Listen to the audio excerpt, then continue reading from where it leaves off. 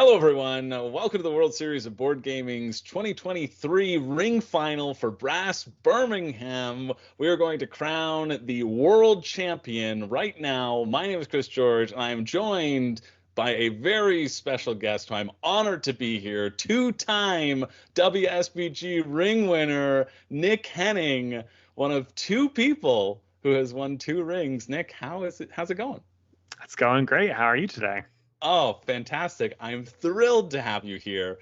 For those of you who want really great coverage and commentary, you can also tune over to Nick's YouTube channel. He's got a channel, Phoenix, where he's broken down pretty much every single WSBG final game in the past and commentated on it yourself and added your own strategy tips and are bringing strategy. And we're bringing the level of board gaming just up and up. You're not holding any tips back. You're sharing them for the world to see. Everyone's getting better. All sinking or rising tide lifts all boats or whatever, right? 100%. Yeah, 100%. So we might as well jump into the game because it's Brass Birmingham, so we're going to have a lot to talk about. We're going to be here for a minute. We're going to be here for a minute. But before we do, I want to get you all excited about 2024 with this. You could win your share of $100,000 in cash and prizes just for playing board games. The World Series of Board Gaming is back and bigger than ever. High-level play, friendly competition, national championships, there's no other event of its kind. Are you the next big name in board gaming? Get your tickets now at WSBGVegas.com and use the code EARLYBIRD to save up to $100. So what are you waiting for? It's time to get in the game. That's right. Make sure you get your tickets for 2024. Do it before December 31st so you can get that $100 off, that stay and play package. Nick, you already have your ticket, I'm assuming. I booked. I saved my $100. Saved your $100, ready to go. Seriously, if you're considering attending this event, there's no reason not to save yourself this money. I really want people to get in on this deal. Nick, do you have any thoughts about the event before we get into the Brass Birmingham? What would you say to people who are considering attending? Yeah, I think the number one thing I would say is that people, they hear board gaming convention, they want to get together with folks, and they hear competing, and they're like, I do want to compete, but maybe I'm a little intimidated. And you've probably heard it before. I know that Chris raises this flag, but it's well worth it hearing it from a competitor. This is really genuinely one of the friendliest competitions you'll ever go to in your life.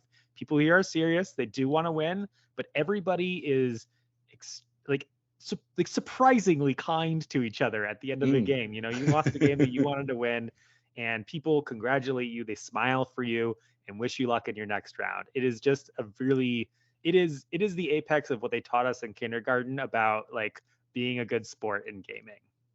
That I'm honored. I try to, you're right, I try to wave that flag a lot because I believe in the event, but you can only do it so much being behind the scenes. It's just like so thrilling to hear that sort of thing. I'm getting moved, Nick. I'm getting moved. But we're not here to see our sentimentality. No, we'll save that for the event when we're all happy and cheering for each other. Let's get into the game. Let's turn it over to the game board right now. Go. Just not to ask, reveal the. All right, so we're turning to the game right now. We're revealing the merchant tiles. This is a 3-player game of Brass Birmingham, which means that there won't be any merchant tiles over up in Nottingham in that top right corner. But we see up in Warrington in the top left, we have Cotton. Then nothing over in Shrewsbury, which is right beside that sort of Colebrookdale area. And then down in the center, down in Gloucester, we have the Deliver Everything area. And then finally over in Oxford, we have the pottery and the manufactured goods.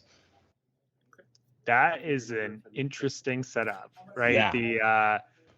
The cotton being stuck in the north there with the wild being in the south means that a cotton player, who generally wants to play on both those axes is going to have to figure out a way to get to the top and bottom spots of the board.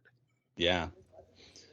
I think it's so wild, the difference between like 4-player to 3-player. even though that area of Belper and Derby, even though that's taken out, right? Even though it's not in the game, you can still expand to it in the game as well, which I don't know. I don't know how full this board is going to be by the end of it, but we'll see. Yeah, 3 players definitely a different kind of horse in terms of how the industries shake out. And I think that's actually something that came into play with the players in this tournament. Last year at WSBG, we played exclusively 4-player games. And so Right.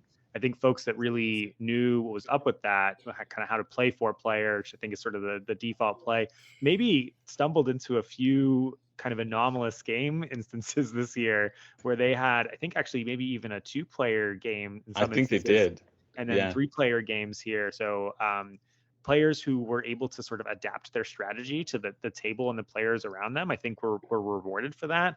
And we're seeing, I believe all these finalists were not at the final last year. So we're seeing a whole brand new batch of finalists, right? Mm-hmm. Yeah, 100%. This is a brand new batch of finalists. We'll go around and introduce our players now.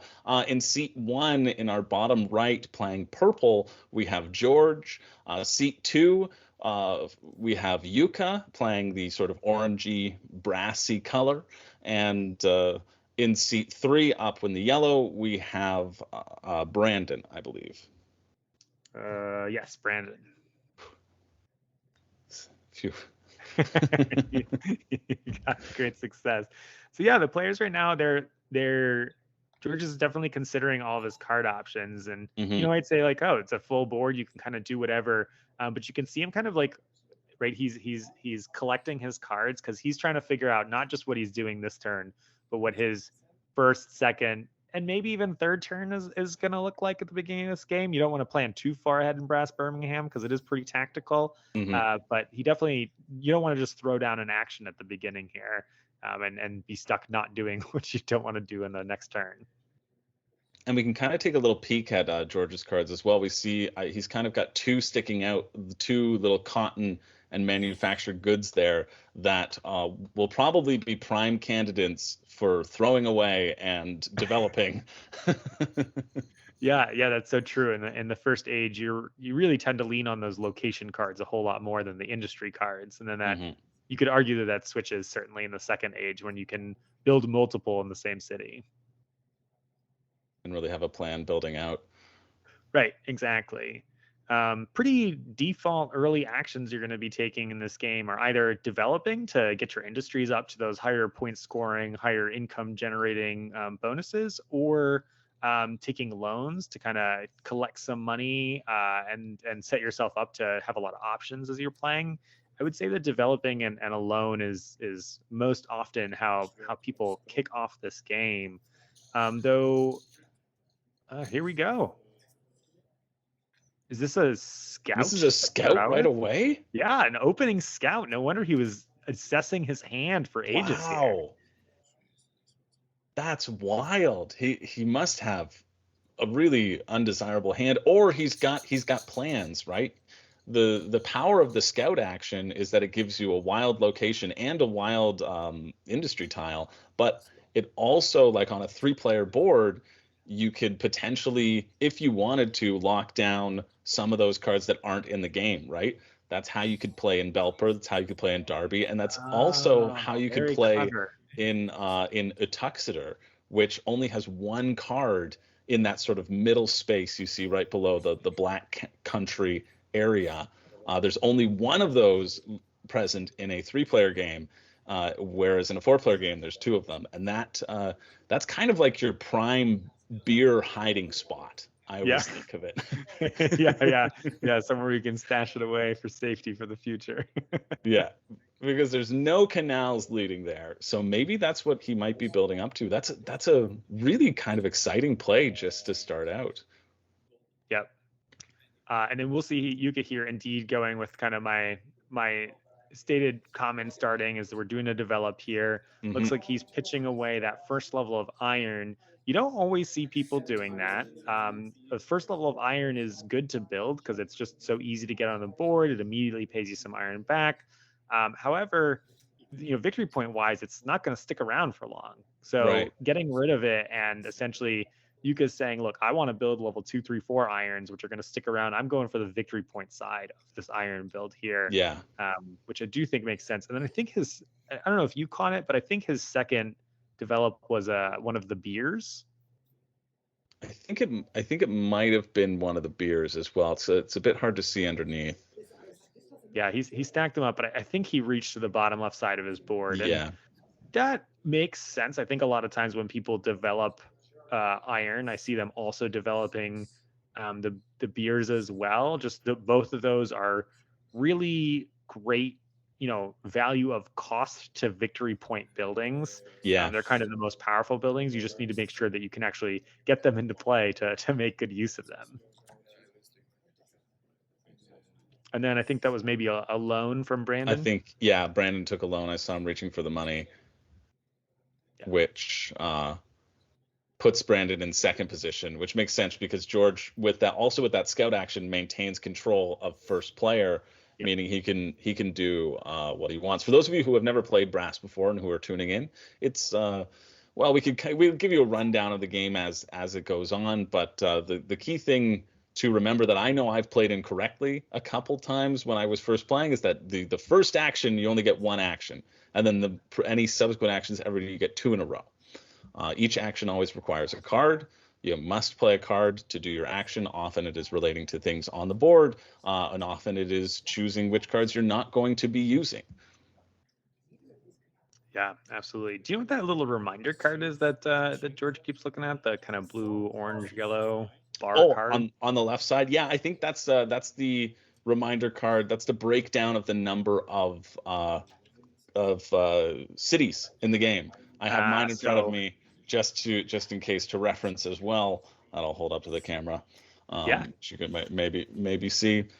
But that's he's checking how many of each city tile is out there, city card is out there, and that's going to be important for him to consider, especially when choosing how to use his wild cards as well, which locations he wants to lock down before anybody else.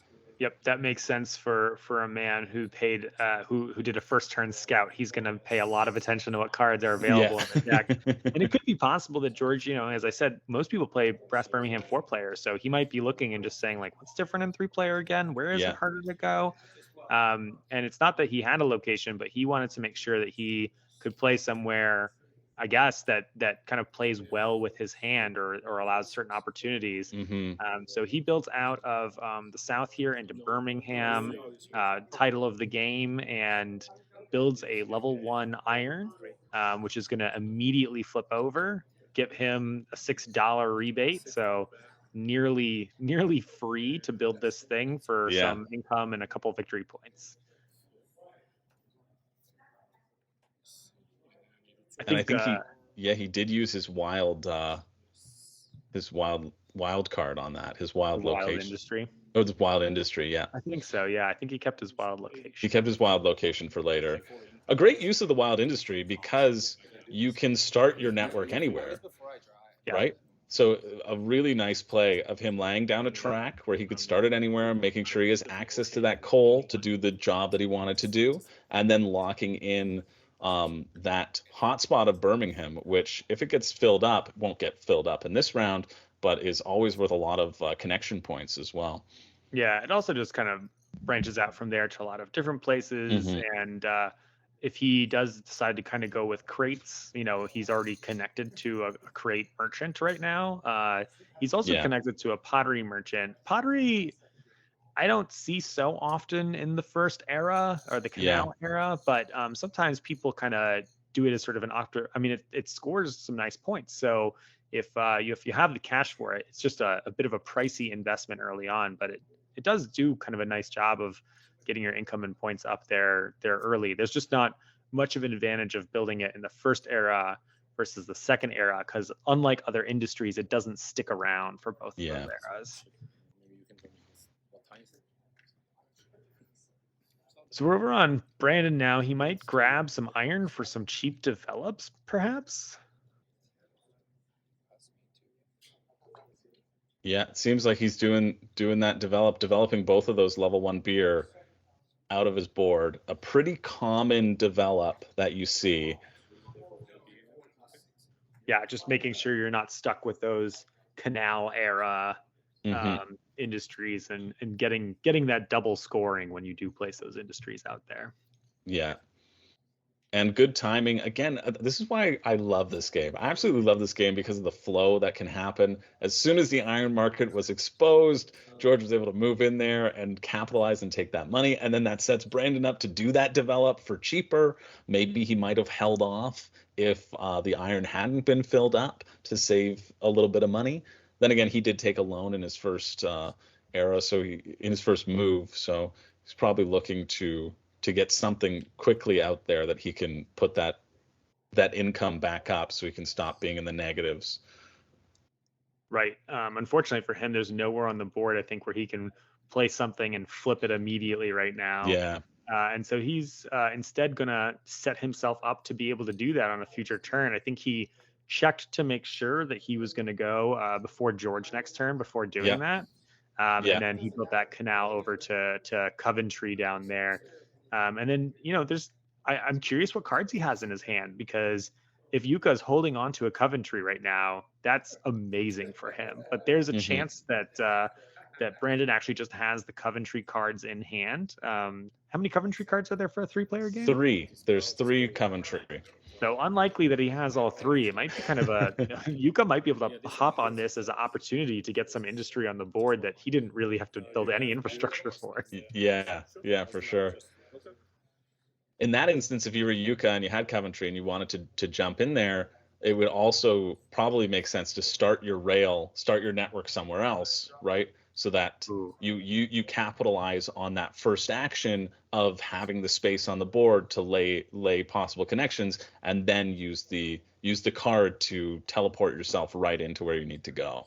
Yep, exactly. And Yuka's got a lot of options here. If he spends less than $5, he can go first next turn. So he could double develop as one action and then take a loan, or he could build a canal and take a loan, and then that would guarantee that he goes first next turn and could do any of the aforementioned shenanigans again, if he does indeed have a Coventry card available. Wow, there's 3 of them out there. Let's just say he probably has it. Yeah, he what probably are the chances? So you're saying there's a chance. Exactly. Well, here's $4 for that double develop. Yeah. So first he'll take off that second beer. Oh, and he's going to open up the boxes or the manufactured goods. His level 1 crates.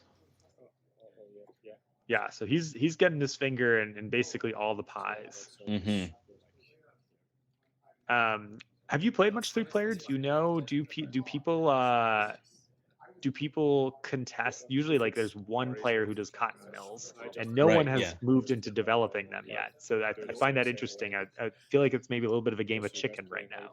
Yeah, I've played more at the 4-player level as well, right? Just I like having the open board, but I just, that's why I'm so excited to watch these players play this game. They all are really good players. You have to be to make it to the finals of one of these games, as you are well aware. You've made your share of finals, Nick. A couple. But it's a long, grueling process to get to this final table, right? Yeah, was it 4 rounds of Brass Birmingham this year? It feels like it could have been 4 rounds of Brass, because I know there was at least a 2-player round in there, because I know our 2022 champion had a 2-player game of Brass. Hans had a 2-player game of Brass against the second place finisher from last year's 2022 Brass finals, Luca. Who they both also had made it into the finals of the overall event. So I remember seeing that showdown and being excited to see either way which way it fell. Yeah, for sure. Yeah, so to that point, right? This is round 4.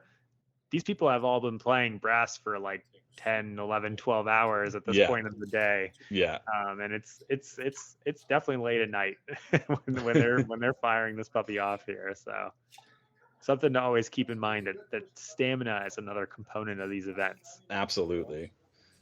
Having a friend who's willing to grab you some dinner makes a big difference. Looks Yuka did kind of exactly what we talked about. He developed and then he made sure that he went first, I think by taking a loan. I can't quite see his cash, but I'm pretty sure that's what he did. I think that's what he did as well. And then now he's gonna take an opportunity. Oh, this is actually the loan where he's sliding down here. So he must have done something else. Did he maybe I just assumed that he would. Oh, he looks like he has a wild. So he must have scouted. He scouted so that he could do the Coventry action because he didn't have the Coventry card in hand. Yeah. That's so interesting. So he said the Coventry plan that we talked about is so good, but I don't have Coventry card. So he scouted as a second action last turn, immediately goes first this turn, takes a loan, and then he's going to use Coventry to immediately drop something into play. My guess is the iron here. Yep. Yeah.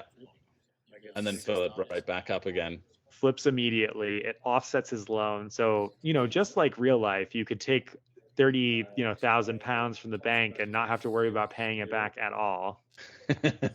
Just exactly like real life. At least back in back in the day, right? Yeah, back in the day. This is when they invented money, so they were still figuring it out. They were fast and loose with it. But yeah, a really awesome play by Yuka because he gets that level 2 iron on the board right away, and really, that's gonna be there for both scoring. He's just scored himself 10 points. Right, because it's 5 in this era and then 5 in the next era. The only way that's going to go away is if one of the players overbuilds it. And one thing that I think is true in a 3-player game is that it's a lot harder to sneak in an overbuild because there's going to be usually more opportunities for a player to sort of defensively put more material into the market to prevent those overbuild conditions. That being said, iron is certainly the most overbuilt of any of the industries in the game. So it's the market where the resources kind of churn through the most, and a player who dumps all their iron early might not be able to make those defensive plays. Right. All right, so we boomerang back to Brandon, a full reversal of turn order. It's one of those things actually I think about Brass that's the strength of this game is clearly shown in how much people like it, because it is funny that you can go first on one turn and then last on the next turn, and people are okay with that.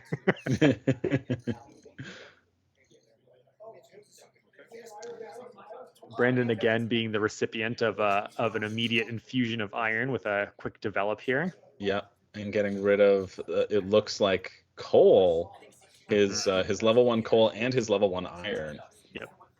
Yep. So he's very similar to Yuka in that he's putting his fingers in a lot of different pies. But he said, "Hey, I'll go the coal route, and instead of the manufactured goods route."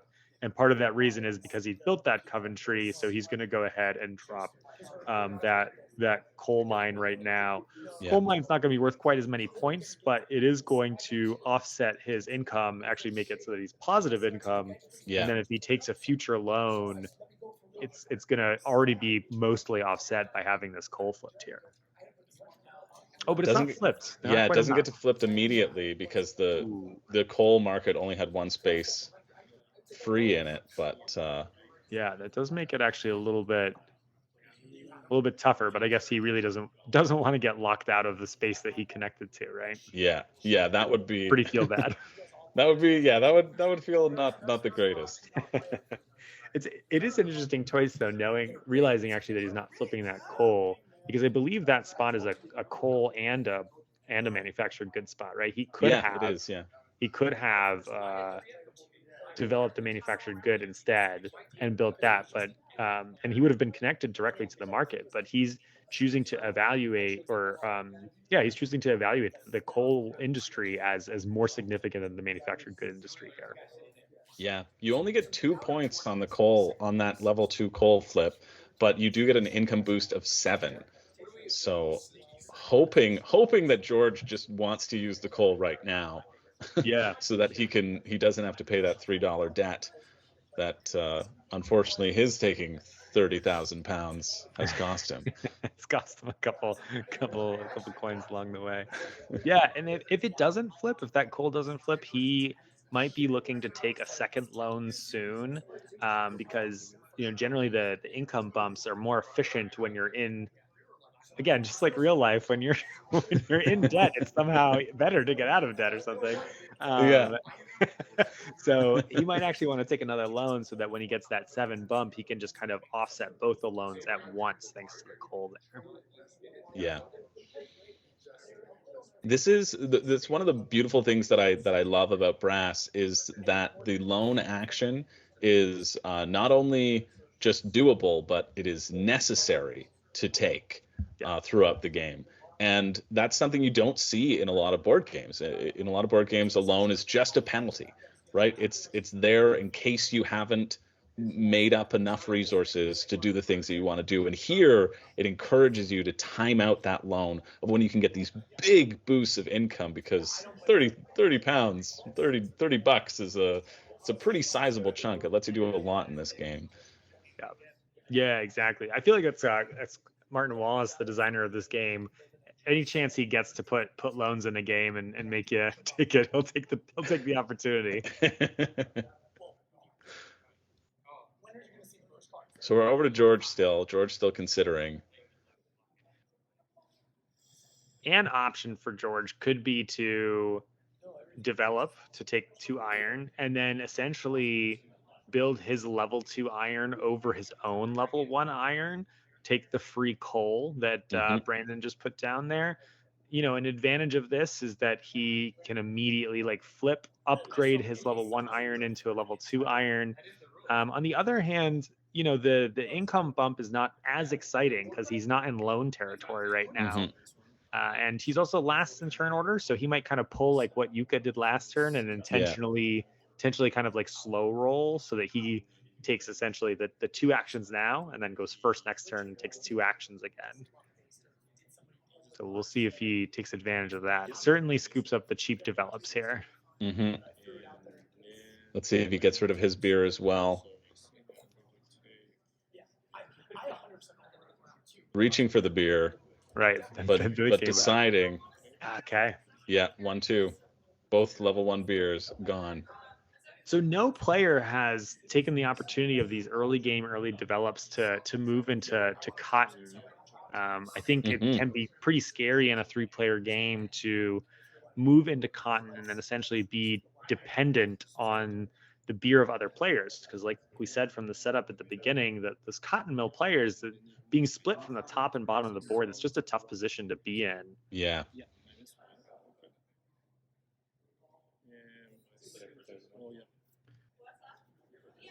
And since everyone's actually already developed kind of in the bottom corner, the odds that anyone's going to be playing cards up in Stoke-on-Trent or Stone is getting really very low. It's quite difficult to start industries up there because no one can essentially connect the actual canal over there for getting any coal for construction. Yeah.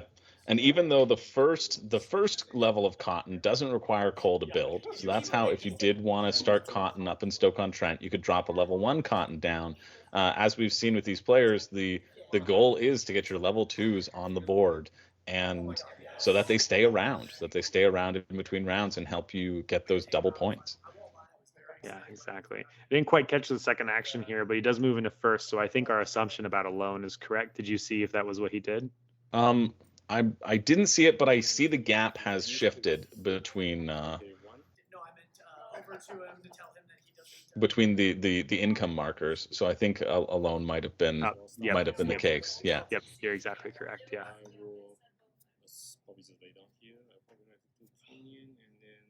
And he already knew exactly what he was going to do this round. George has been kind of our thinking man so far. Is pretty quick to say, yep, I knew I was going first. I have a plan for this. And so he'll do a canal out, and then it looks like another iron. Is that maybe up to Walsall there, as he's indicating? Yeah, that's what it looks like. Getting in. He had a choice between Walsall and Dudley. Right, both of those are places that have iron locations. Oh, but he actually has the Walsall card. If I'm seeing these cards correctly. Oh yeah, he has the only Walsall card. There's one Walsall card in the game. That it is the only one. So he was able to expand. Again, he probably had that in his hand from the very beginning, hence why he decided to go for that Birmingham and knew that was always going to be his pathway up. Yep, for a second industry there. That's great. So that's 7 and 3. Yeah, actually, it seems like a minor point, but to the point of like overbuilding iron industries, if he does decide at one point that he wants to overbuild his level 1 iron industry, it's going to actually be a little bit stronger to overbuild it with the 3 instead of the 2 that he just played, because, or even the 4 if he can get there, because in the future, more players are going to have access to Birmingham being that central location. So the stronger the industry he can put there, the safer he's going to feel in case weird stuff starts happening in the rail era. And especially since the whole game is currently taking place in that bottom right corner, and with Dudley and Belper up in the top right, Derby and Belper up in the top right, not even really being a consideration that much. If you can get in, if you can start in Birmingham at the start of the second era and just build out those networks, you're looking at a lot of connection points. Yeah, no kidding. All right, so we're on to Yuka here, it looks like. He has access to some cheap iron, but he's kind of developed the basics of what he needs. So I'll be curious to see if he takes the develop action. I mean, it's as cheap as it's going to get, but I'm not sure where he'll go with it. Upgrading boxes, it looks like. Oh no, building boxes. He's building it right into Birmingham, building the level 2. Very nice. And the level 2 takes iron, right? Takes an iron, yeah. Costs 10 coins and 1 iron, costing him 11 total.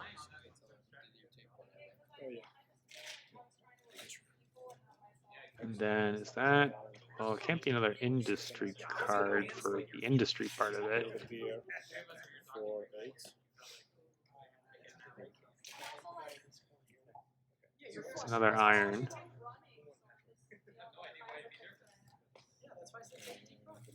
It's costing him 8. He's building beer. That was his wild location, and he's locking his beer down up in a tuxedo. The hidden pocket, as you called it earlier. Right? Yeah, your secret beer stash. You can know is later on he might get thirsty. Right. It's nice to have something that is untouched by anybody on the board. A really good use, I think, of that wild location. Yeah, absolutely. I think what Yuka would love to be able to pull off from here is maybe even building 2 or 3 manufactured goods, and basically building beer, manufactured goods, and then using the beer to flip those manufactured goods. The only problem is that it's a little tough from his network right now to access other manufactured goods, right? Because there isn't really anything that touches Birmingham anymore. But he could, for instance, airdrop into Wolverhampton because he's still got that level 2 crate, which requires iron, which you can send anywhere.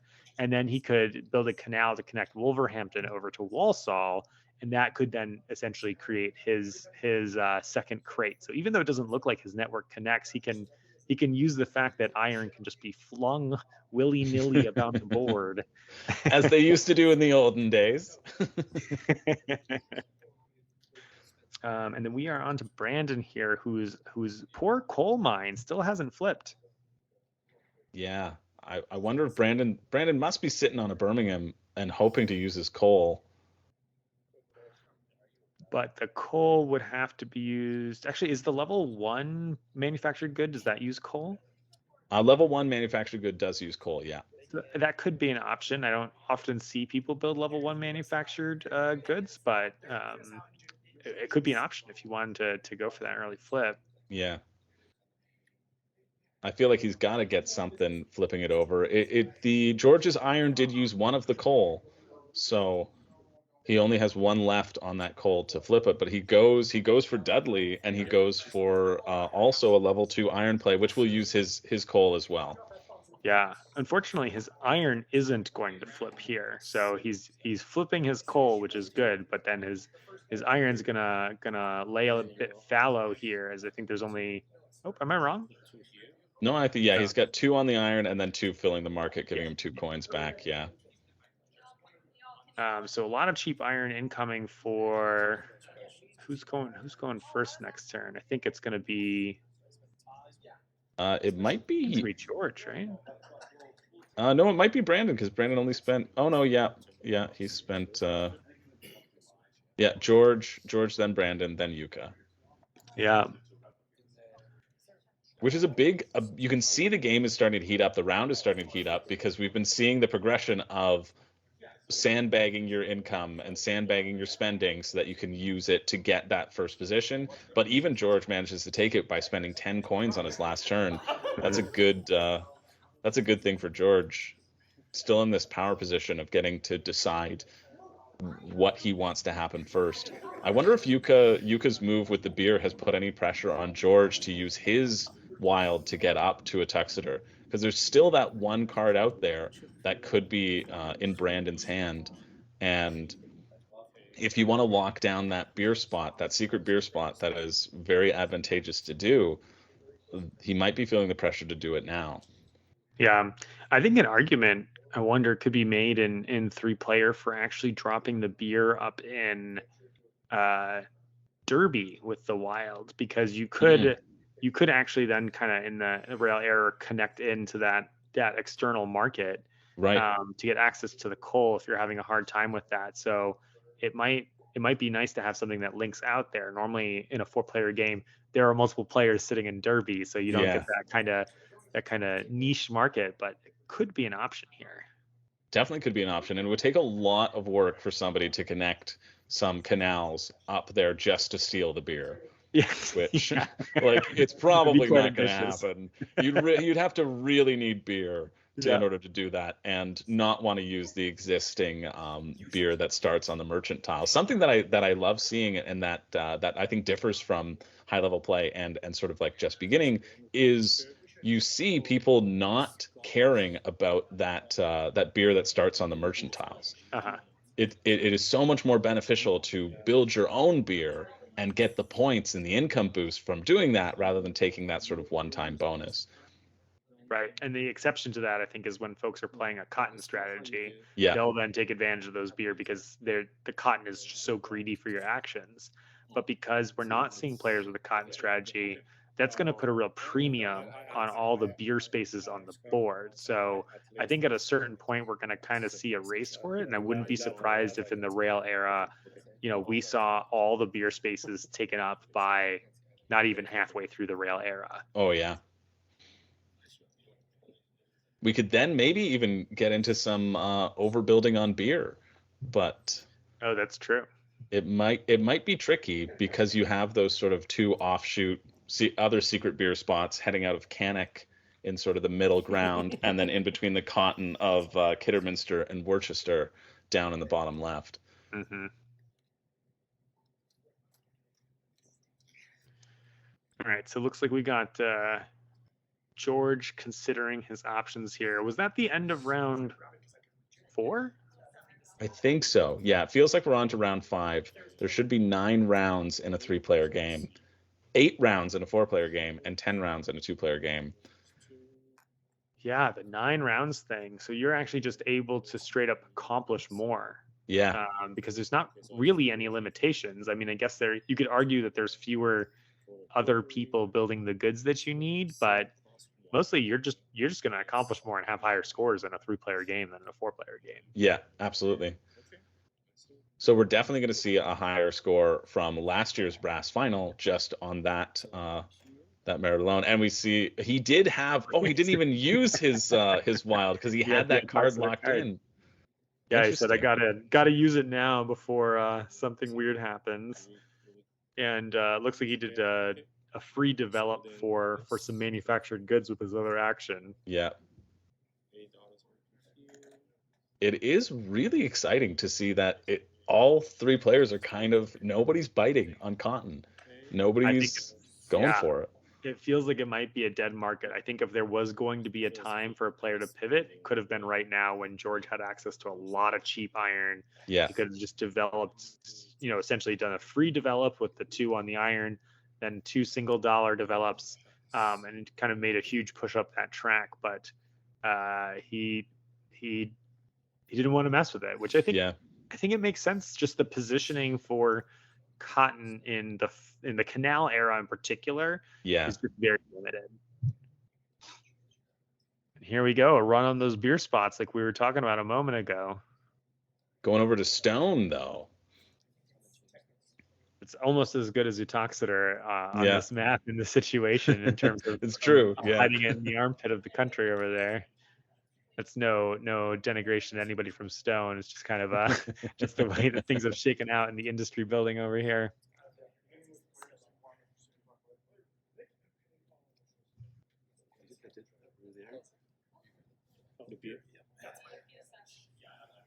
Yeah, a really interesting play. We see the beer being added by the GM of this match, Josh Schwartz. That's you can catch him a little bit in Brandon's camera off to the side with the beard. He's monitoring, making sure if there's any questions, any issues. Also doing some of that upkeep. If you're wondering whose hands are going onto the screen. That's an exciting beer, though.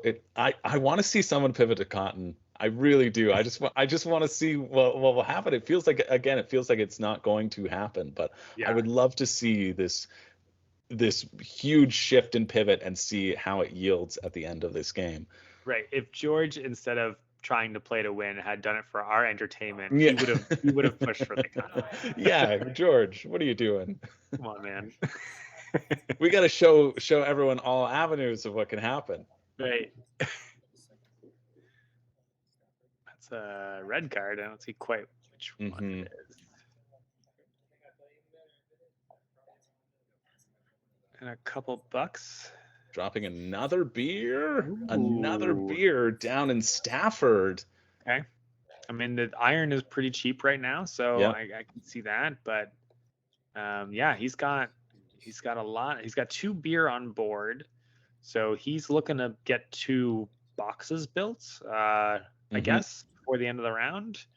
I suppose he could do a pottery instead of some of the boxes, but I don't think he's expecting that any other players are going to use his beer, and it's definitely preferable, particularly because those 2 beers are very far away from an external market, for him to flip them in the Canal era here for those maximum points. I think you can get away with having a beer left over on the board going into Canal if you can immediately take advantage and kind of start doing double rails, but not when you're over in Stone and Stafford. Yeah, because you'd have to build out. Yeah, it's too mountainous over there to start building with railroads. That's why it costs so much. That's why it costs the 2 coal. Yeah, of course. All right, over to Yuka to finish this round. As the game stands right now, Brandon's also that coal play seemed a little suspect at the beginning because it didn't get flipped over immediately. But Brandon's sitting nice in terms of being the one to have a little bit of income coming his way. It's not a huge amount. Still feels like there might be some loans to be had. Yeah, the players I think in general are playing pretty tight with their money. You haven't seen much just kind of sitting at negative income after taking loans. I think the longest was Brandon's 2 turns of loans there, but otherwise they're offsetting those loans pretty quickly.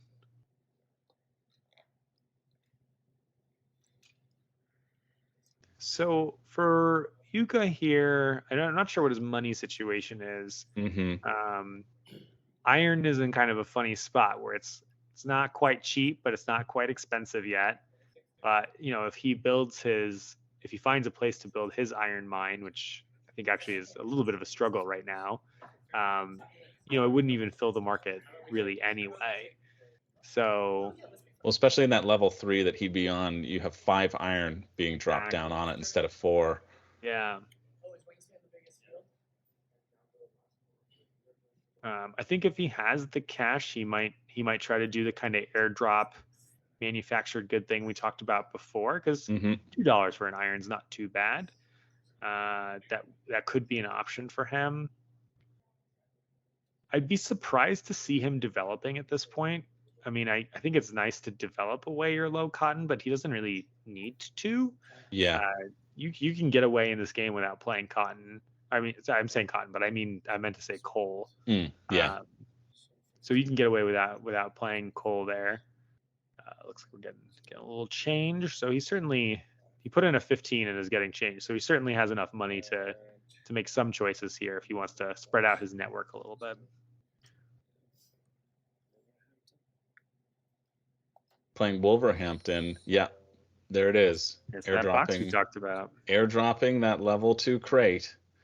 10 plus 2, 12. Sorry. Apparently, I should go to Finland. I think they telepath with all of them there, clearly.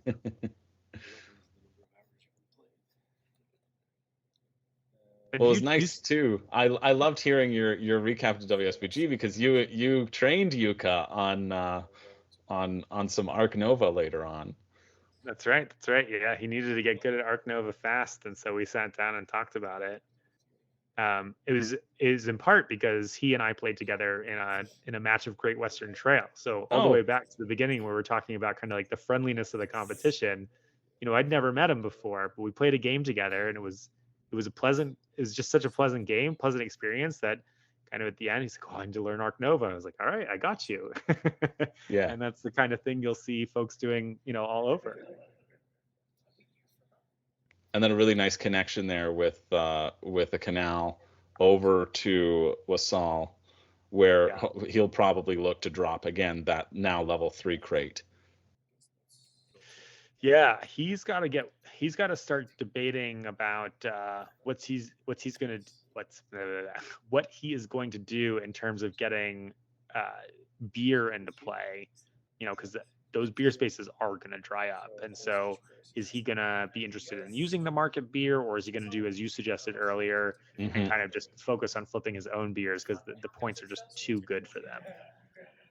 And we see with that was the end of round 5. So it is they have 4 rounds left before the end of the Canal era. 4 decisions to be made. If Yuka can drop some more beer down. Yeah, we've got spots left in Derby, Nuneaton.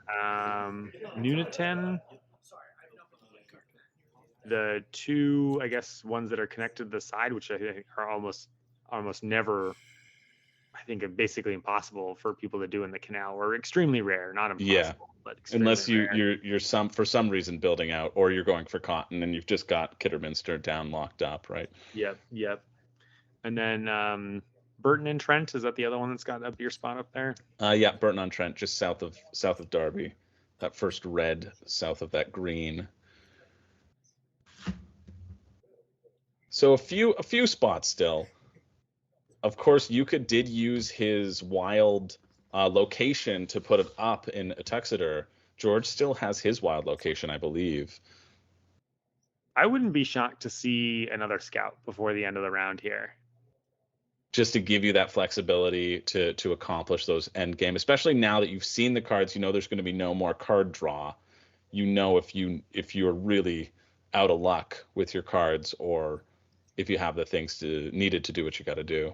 Right, but if someone's going to do it, they're going to scout and then immediately use that wild to do exactly what they want to do. Yeah. Because otherwise, players who are holding on to those cards, those other cards might say, "Okay, I'm gonna snatch up those spots as soon as possible," which I think is gonna make it a little bit tougher. And that looks like George's wild. His wild scout is being played right now. Yeah, he placed out an iron there. 3rd level iron. So he's not connected to any iron, which means he's looking to overbuild. So he's going to be building that level 3 iron on top of his Birmingham spot. And he's switching the order here because he says, why don't I... Actually, is that a level 1 crate or a level 2 crate? I think it's a level 2. Yeah, you can see up above the iron, you can see the remnants of George's previous develop. Yes. So yeah, he's switching the order, making sure that iron goes back into the market so that when he goes to build that crate, it's just a wee bit cheaper. Yeah. definitely important. That was also something wonderful to see because Brass was drawn as a semifinal game last year in 2022 for the overall WSBG event, and Luca, who came in second in the overall Brass, was seeded into that game, and it was really lovely to see in the early stages of the game. Luca saying, "Listen, no, you want to do those two reversed, and this is why," and just like pointing out these things that like seasoned players know, and that you can see evident of George's play right now. Yep. And just again speaking to that awesome camaraderie that is created. Here we go, bumping yourself. This is I used to play a lot of actually Brass Lancashire, and I didn't see this move that often with the folks that I played with that kind of taught me of building over yourself to do this. And in Brass Birmingham, I see this move all the time. And so I'm curious if just sort of the like meta of the game developed, or if I, just maybe wasn't quite as experienced at the time and that was the difference, or if it actually is the distinction between the two maps that makes that a more regular play. Yeah. And great, George will be able to flip that level 3 iron right away by doing that flip as well. Doesn't even have to pay anything for it, and gets to flip that iron, which will net him 7 points this round and 7 points in the next round if it doesn't get overbuilt by somebody else. But a really solid play. You can see that obviously George also didn't draw any iron industry cards into his hand because he was forced to use that wild card to accomplish that goal. Yep. And he built his manufactured goods up in Canal. So we were talking just a moment ago about how beer is going to be tight on spaces, but because all three players are playing manufactured goods, that's not actually true. I guess Brandon, we don't know, is playing manufactured goods yet, but I'm still anticipating that he's going to be playing manufactured goods. Yeah. There's kind of a run on these spots. Actually, maybe Brandon will do what we were looking for. Maybe Brandon will say, "I'm going to go cotton now." Brandon might pivot to cotton just with how the board is shaping out. It does feel like Brandon is a little bit behind both George and Yuka right now in terms of his efficiency and more just board position. Right, we look on the board, we can see all the level 2s that both George and Yuka have managed to get out, and Brandon's got the beer locked in though. Brandon's gotten more beer out, but and just has that, and that coal is out there as well. But again, that coal, not the most important to stick around in between the ages. It's used mainly as that income bump. Yeah, absolutely. And another thing about Brandon's position, right, is you might look and say, well, he's got the highest income. I mean, when I play a lot of Euro games, highest income usually denotes that you're winning this game right now. That's true. But that's not really the case in Brass, right? Like money is in a lot of Euro style games, money is kind of the main vehicle for converting into victory points. But actually in Brass, it's mostly just a vehicle to make sure that you're getting the relevant industries into play. And so you might play a whole lot more than other people, but if they're not kind of the efficient or powerful industries or the higher level industries, you might just be falling behind in that. You could spend more in this game and not get as much out of it as the other players. Yeah. And we see evidence of it being easy to get the money you need. You could be getting, Brandon is at 4 income, getting 4 income every turn, and you could just take an action to take a loan right now and take $30, which would take Brandon's current income almost all of the Iron Age's game to the round to make that difference up. Just showing again the power of those loans. Yeah, the real cost of the loan is not that negative income, or the fact that you have to offset it, but it's actually the action that you need to do it, which is really kind of, I think, money matters in this game. You need to pay attention to it, but because you can just kind of take those loans, it's really more what your action economy is in this game more than anything else. Absolutely. And we see Yuka grabbing, one of those coveted beer spots. That's his second beer spot right there. Yeah, on Burton-on-Trent, which will let him use both of his own beer to flip both his manufactured goods. We'll see if he tries to go for that level 3 manufactured good, which doesn't require beer to sell. It's one of the only goods out there that doesn't require beer. Also, when you get to level 7 in crates, that also doesn't require beer to flip. So there's a chance we see Yuka go for another manufactured good and then do a big sell. He's got enough that he needs to do. I'm interested to see how Brandon's going to be using that beer, because if he doesn't use it, nobody else is going to. Yeah, I mean, he's definitely thinking about how he can do it. So the question is sort of whether he grabs the crate spots or if he makes a run on on cotton mills right Let's see the cotton run.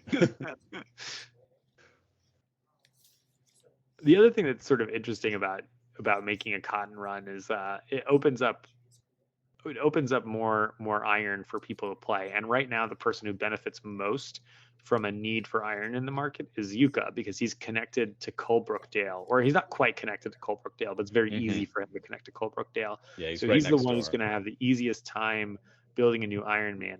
And an Iron Man and an Iron Giant, which That's true. Yuka coming in at I don't know, I think he's 6'5" or 6'6". I think he's probably like 6'14" or something like that. He's very tall, and maybe he's just vying for an official WSBG nickname, Yuka the Iron Giant. Could be. Did you know that Yuka played on the Finnish national basketball team or something like that? Yeah. I love, and that's another thing that I love about this hobby, is just it's anybody can participate. You sit down at a table, it's really just anybody can be there. William Hung was at WSBG this year. That's right. Do you know where Brandon and George are from?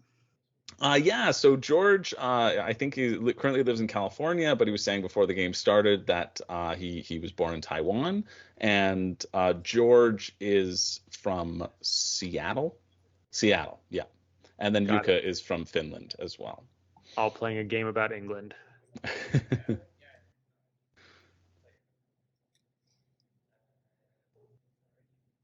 So a fair amount of money spent by George this turn. You could see he's got his hands on the table. He's just watching to see what happens. It's a while before he's going to go again. But Yuka took a loan and just played a beer. So if Brandon's looking to do one of those, quadruple actions, 2 now, 2 later, he's really got to spend not a lot. If that's what he's trying to do, which he could do with something, like a loan and a canal, or 2 canals if he really knows where he wants to connect. Or, I mean, if he ends up deciding to do some developing, that's also pretty cheap at this stage. Yeah. He's playing 2 industry cards down. And we see him reaching for that manufactured good level 1, and he develops it away from his board.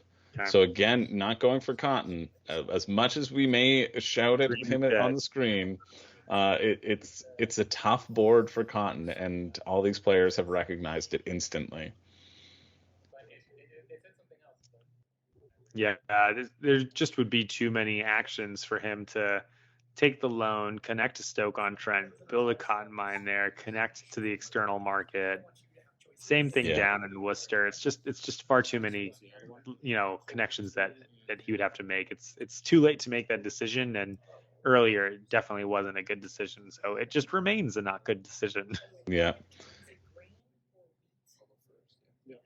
But you see him going for that that move to, he developed just that 1 in order to put himself into first position. Mm-hmm.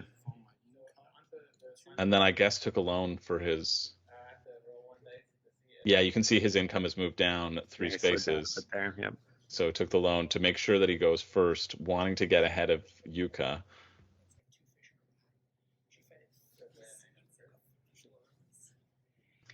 I think one thing looking forward to the rail phase, usually you see kind of like a rush for grabbing the railroads at the beginning. And I think that's still going to be true. But we're also going to see a rush for grabbing locations, because all 3 players are in the same markets. Yeah. And I think grabbing those key spots is going to, people who draw the cards that can place in certain positions are going to want to rush to make that happen early on in the rail era. And this is normally a relationship that people have, that like at the end of Canal, they want to start kind of taking a couple loans, going into debt, planning for the future. But I think we're going to see, even more of a need to do that in this game because it's not only the rails, but it's also those spots. And as soon as those beer are flipped, we've got 2 from Yuka, 2 from Brandon, 1 from George. Each one of those beer is going to give you a 5 income bump, right? So if you Right. do it before you take that final sell action, you can get a good chunk of cash and then send yourself soaring up. Yeah, great call. Again, showing that you don't really need to be worried about the income of taking a loan, the income detriment, negation, so to speak. That Very if you build it, they will come situation. yeah.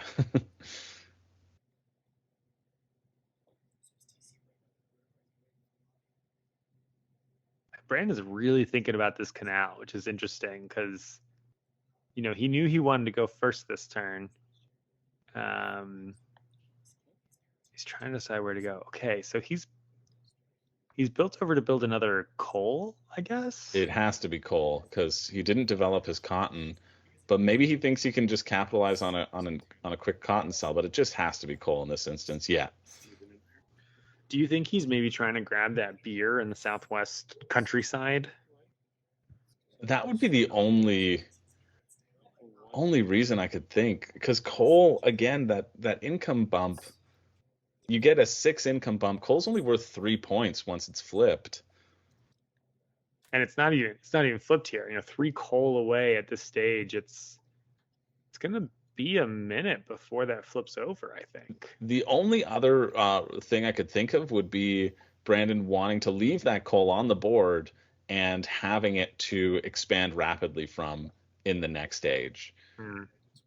Maybe he's realized that he won't be able to flip his beer, but not being able to flip that beer would feel really, really bad, especially with him having built it so early on. Yeah, and where his industries are, it's not like he could choose to build pottery, right? Because he's already in Coventry and he's in Stafford. Yeah. So those are the 2 southernmost pottery locations, which is going to make it pretty hard for him to kind of switch. So I don't know. I think he needed to find a way to drop some manufactured goods into play, but maybe he just didn't have access in some way. Didn't have the cards. We see Yuka now going over to Colebrookdale, aiming for that iron, reaching for that iron, saying that he can connect to Brandon's coal and using it to be able to fill up almost all of the iron as well. It's a nice place to be. UK also getting on par with George's iron now as well. I can't tell who's in the lead right now between Yuka and George, but it feels like they're both pretty neck and neck with Brandon just slightly behind. Yeah, and we see that. I guess George hasn't taken his action this turn, so grain of salt, right? Because Yuka just did take his action. Yeah. But currently Yuka has got more beer and boxes in play than George does. True. So I think that's the main difference between the 2 of them at this moment.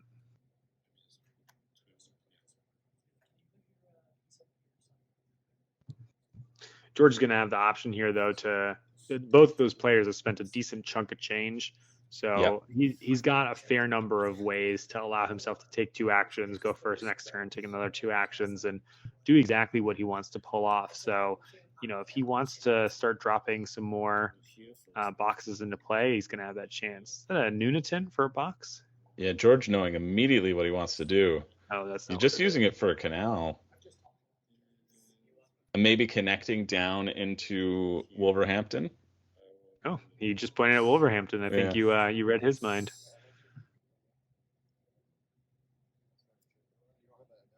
Makes sense. It's a good connection.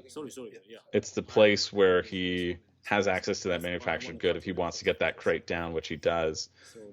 The only other would be in Nuneaton, but that's hard to connect in the Canal era because there's 2 rails. The only connection point is up to Tamworth, and that just feels like too much of a roundabout way of doing it. For sure. I wonder if it would have been better, instead of building into Wolverhampton, to build into Burton-on-Trent out of Walsall, because he's built this canal that he basically is going to end up giving 2 points to Yuka and 1 point to himself for the thing that he just built. Whereas if he built to Burton-on-Trent, there's no one else with canals there, and so I'm he would curious get why that he's connection deciding that. point. Yeah, but because he maybe used a card for it too. Like, it was a manufactured goods card. It wasn't. Right. He wasn't specifically the Wolverhampton. Yeah. Yeah, he wasn't limited.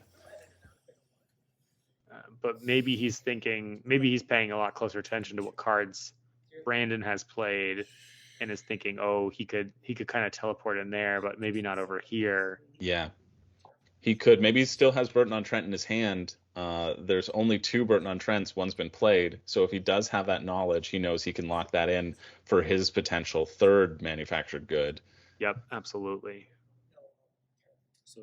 And this is an interesting question too. This is something I always consider in Brass. I always want to flip over my own beer before anybody else. But if you were in the situation where you could flip over your own beer, or if you were going ahead of George has now 2 crates on the board that require beer, but only has 1 beer. And so as we're getting into these final stages of the game, there's a potential that if you're out of turn order, if George is now depending upon that beer that's existing on the merchantile, if he's unable for some reason to get another beer out on the board, which maybe that might be another reason going in. He's got an okay spot in Canic. He can go out and at least build himself a beer over there. But I wonder, would it benefit Yuka if Yuka sells before George to just take that beer off of the free beer off of Oxford and keep one for his own drinking later on in the next stage? Yeah. Looks like George is doing a whole rollback here, so he didn't like that play for some reason. He heard you. Yeah. Still building the canal. Still the same card. Oh, could be that they're just double checking the coin spending. Oh, I think I heard him say he's taking a loan. He's decided to take a loan so that he can go first in the next round. He realized the amount of money that he was spending would put him in a very disadvantageous turn position, and he's got some things that he may need to fight for. Yep, got it. And it looks like, or I wouldn't be surprised if the ruling there was that he'd laid those 2 cards out. Those are the 2 cards that he has to use. But usually you're gonna end up having drawn multiple of those industry cards. So there's a good chance he has another one in his hand, and that kind of change of error doesn't just crumple his plans. Yeah. You also see that little white card above the purple area onto the left side of that large white piece of paper. We haven't talked about it. If this is your first time tuning into the World Series of Board Gaming, you'll see what are these sheets of paper. You've probably guessed as they've been using them. This is just so that everybody shows their work, right? And there's a little white card that indicates my turn is done. I'm over, I'm past, I'm done with. And so I know in a lot of times if you don't pass the card, people are like, hey, your turn hasn't finished, and there might be some ability to sort of rejig things around. But you don't want to necessarily show your whole hand to your opponents. I'll be like, I'll play this one, but no, I'll play this one next, because that gives them a lot of information. So could have been. But yeah, you see he also has, like you were saying, he has a duplicate of that card, allowing him to play that manufactured good back into Wolverhampton. Yep. I think we need to start getting sponsors to start building glitzy versions of those WSBG, paper boards. It's like they can do little advertisements there. So this one to this one, this one to my beer. And he's doing the sell. He's doing the sell right now. He overheard me. He was worried that Yuka might steal it from him, and he knew he needed to use that merchant beer. So 7 and 2. Yep. And he's probably looking and seeing there's just not really places where I'm going to be able to play more beer. Yeah. So I'm going to get out while getting's good. A great timing play from George, I think. Yeah. Was this turn 8? I think we're on turn 8. Yeah, we'll see if we can get a glimpse of how many cards George has left in his hand, or the other players as well. But we're nearing the end. It's either 7 or 8. I think we're on to turn 8 though. George was almost leaning in with his hand there. You could see the top of at least one card. Well, he's like got at least one more round, which Yeah, I would looks say like he's he's holding 2. two. Yeah. So one more move from George, and 2 more moves from both Yuka and Brandon. Yep, wouldn't be super surprised if George just did like a loan situation next turn. I mean, I guess if he's able to build an iron that could flip, he would, but we're full up on iron, full up on coal. So I think the odds of that are quite low. Yeah, and it's sort of better to set yourself up for the rail era, rather than drop an additional canal for a connection point that's going to get you maybe 2 to 3 points. Mm-hmm. Similarly, this is a decision that Yuka can make right now. He could go loan right now, crash his income down, and then start next turn in first position, take a loan again, and then sell because he's got the 2 beer, he's got the 2 boxes.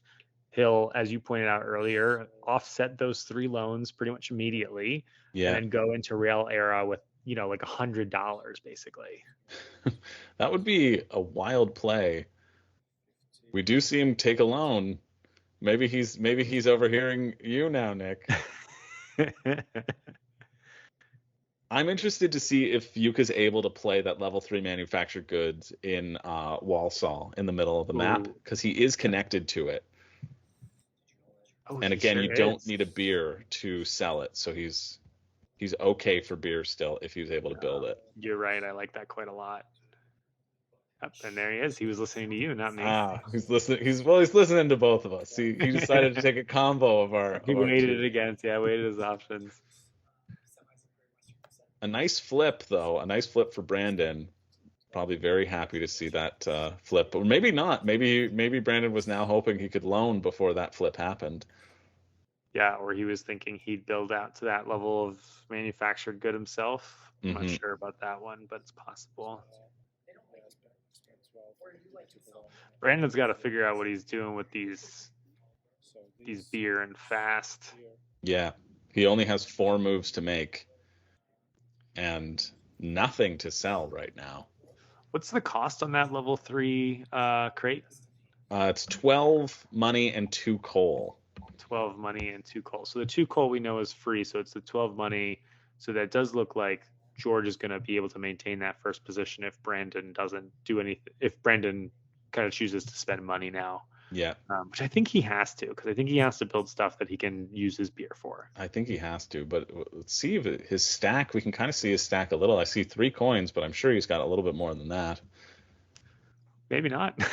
he did just build the oh no, you're right. It's got to be more than that because I see a little 15 maybe poking out there from near his pinky finger. Different.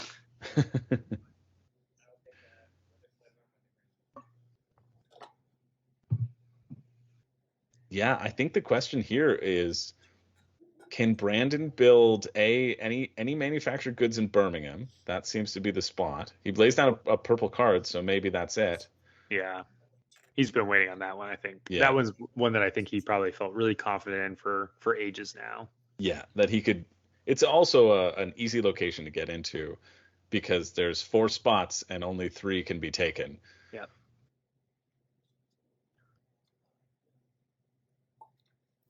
Other than that, I think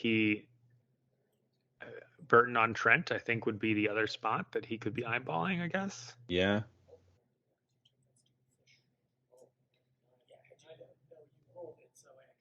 Burton on Trent, building a canal to get it connected, and then a cell. That would be his 4 actions. As long as he has the money to do it. Yeah, that's a good question. There's a loan. He takes that loan. So the possibility of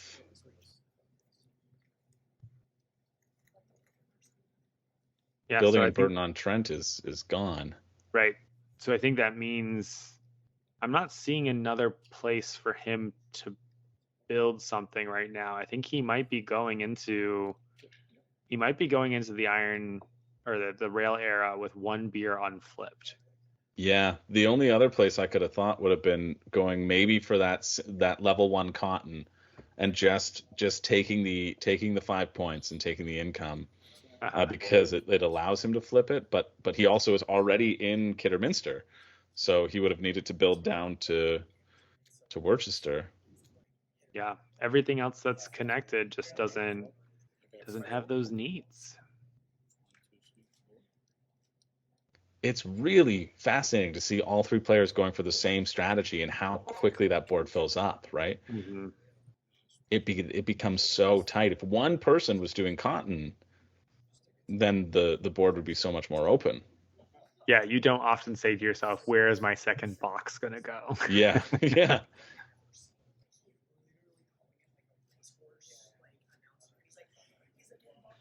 All right, George is yeah. first here. Yeah, maintaining that first position.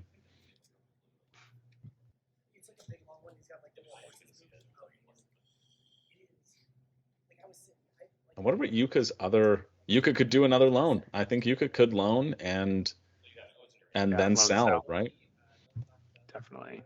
I don't see another spot unless you want to get another iron on, or develop away that coal for some reason. Yeah. Or throw down that level 1 pottery just because that beer is there that can be used. For sure.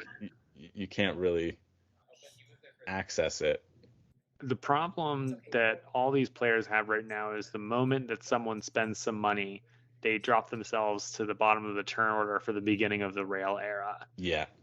And you might miss out on, maybe the most primo spot that you want to grab. I mean, there's a lot of good spots you can go to, but you might miss out on the spot you want to go to if you spend some money at the beginning here. So yeah, it's a little tough. I think with George, I wonder. I mean, I guess he was probably worried about that beer, just like you were describing. Yeah. But if he said to himself, well, no, my opponents are really going to use their own beer to flip things, and I can kind of wait, he maybe should have taken the loan, like a loan last turn, because then when he would sell, it would kind of offset the loan a little bit more efficiently right now. It's a pretty minor difference, and maybe it's not worth that minor difference for the flexibility that it provided him. But it does look like he's going to spend some money here since he got some change. Yeah. So he's got a different plan. Oh, he's spending a lot of money here. 7 and 7, it looks. Could be a coal situation. Could be coal? A coal mine. Yeah. Just giving him that opportunity to build from that coal. Right. So he's setting up the idea he can just kind of sprawl outward, building free rails off of that coal. 2 coal. Fascinating. Wow. Really setting himself up for that next round. Locking down Burton-on-Trent. And that explains why he didn't go to Burton-on-Trent last turn with the manufactured good that we were discussing. Yeah. Making sure that he has the flexibility to use that coal going into the next round.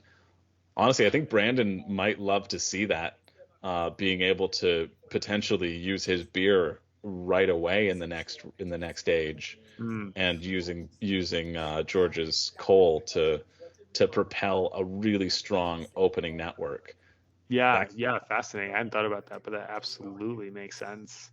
That could get Brandon right back into this game. Yeah, being able to do some quad rails early makes a big difference. If Brandon's able to not spend any money right now, he's going to get first crack at it too. Yeah. So he could sell his box right now as one action, and then loan, for the second. Yeah, so he could loan. So you do it in the correct order. He would loan first and then sell the boxes. But then, he would take the beer out of Stafford and then kick off straight connecting stone to Burton-on-Trent in the rail era, take Yeah. advantage of some freebies there, and probably, I mean, he could kind of do a double rail and then a single rail, and that'd be a pretty cheap triple rail to start off the era. Yeah, and he's got a stack of cash there right now. You can see him doing, I think, exactly that, taking that loan with his first action, and then now deciding which of his two beers is he going to flip. Yep. This is a really exciting prospect for Brandon. If I was Brandon, I'd be jumping out of my skin right now because that's a huge opportunity, especially being the only person who has that beer on the board as well. Maybe he doesn't even need to do it, depending upon the stacks of the other players. Yep. Yeah. That is it's a really nice opportunity for him, because I think when we count up the score this turn, I think it's going to be pretty clear that Brandon's going to be behind a number of points. He hasn't built a level 3 iron like the other guys have. Yeah. He's behind on boxes. He's only flipped, one beer location. And in exchange, he's flipped those 2 coals. And as you've pointed out, they don't make the difference in points. We see a develop from Yuka here. Interesting. Sure. Well, I guess Yuka knows that even if he spends nothing, he doesn't get to go first next round. So right. Might so as he's well. Still guaranteed to go second. Yeah. And he developed away his bottom layer coal. So he just doesn't want to get into a situation. I'm sure he's not so worried about the fact that coal is great for giving you income to offset your loans. I don't think that's the motivation. I think the real motivation is he doesn't want to get into a situation where he can't build railroads because he doesn't have access to coal. And then I think he did a beer just to kind of his level 3 the beer potential points that he can get there. Yeah. In the future. And I think that was more like an incidental. Yeah. I think it was pretty clear that coal develop was really his objective there. Yeah, but you might as well take advantage of the double develop, especially when it only costs you, a couple bucks. Sure. Yeah. Opens up his options for later. I do wonder how many players would have chosen a loan in that situation and just say, you know what, I'm never going to get coal from the other players. I'll just take money and pay for it the hard way. But keeping his options open might just be better in a 3-player game because I think the networks are probably going to be a little bit weirder in a 3-player compared to the 4-player. And especially like looking at how cramped this board already is, the amount of points that you can get from networks in the next round specifically, because I think there's nothing on this board that's going to leave, right? Or there might be one level 1 coal that was out there. I don't even think so. I think it's all level 2 and above. Yeah. So this board state is how the next board state will be. Yeah, man. That's so there's going to be, I guess, a rush for the Black Country in the north, I think. Yeah. And Colebrookdale is going to be pretty important too.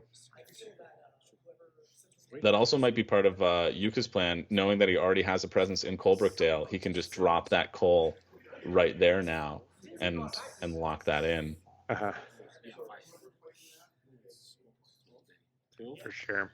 So as they're going to count these up, I suspect points-wise, just from the industries that we see out there, without really, I guess the connections are not so strong for Yuka. So George and Yuka are probably going to be quite similar on points. Yeah.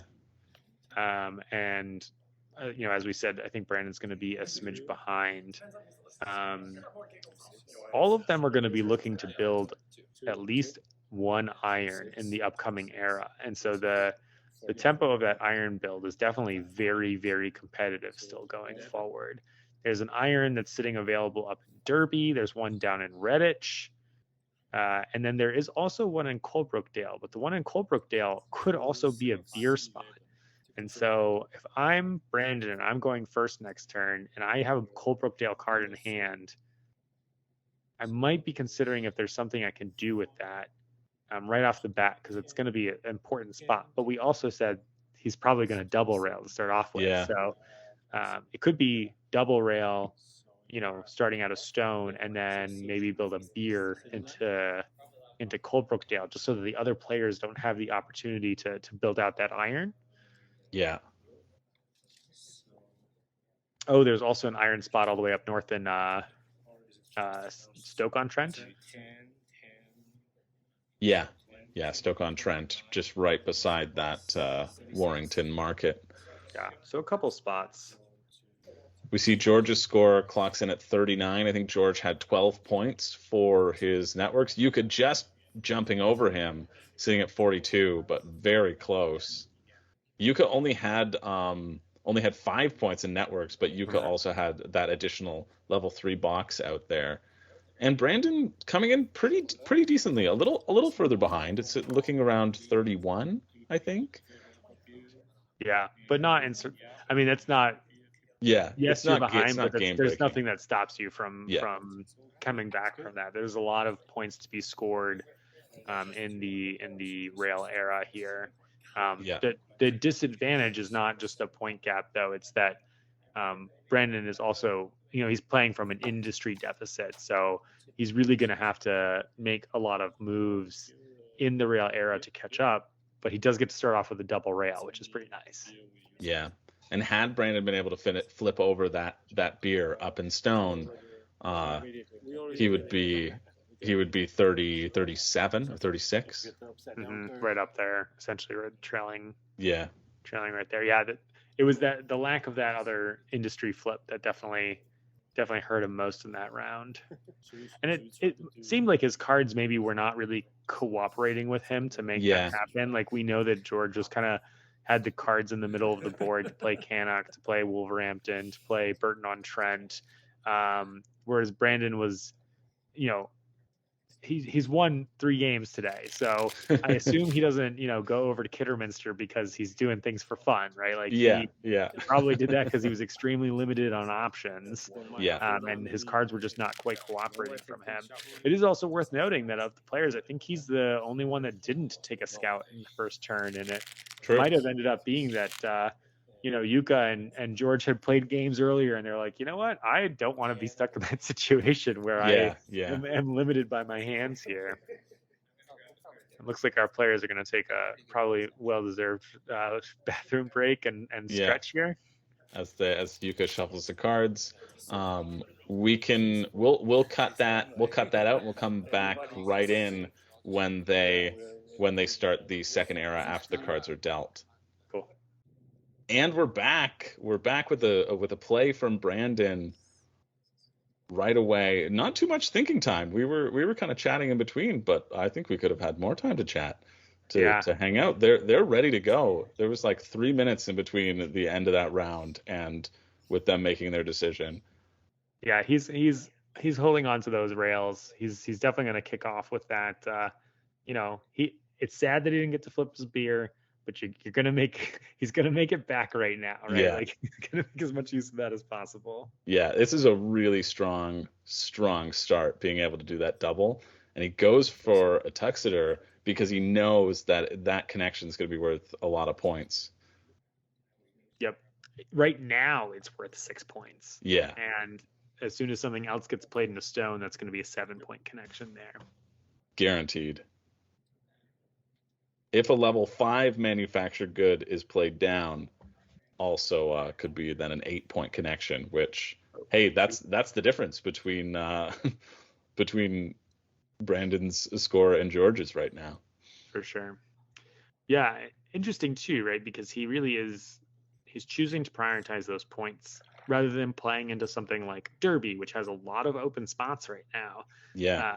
With desirable things, right? Like from maybe this high level look, as you're like, oh, I see a couple of cotton mills there, but those cotton mills are actually cotton mill beers, so it's actually a beer spot plus an iron spot plus a crate spot. All of those are very desirable for the players that are in all the same markets in this game. Although, what do you think if he's just going for points?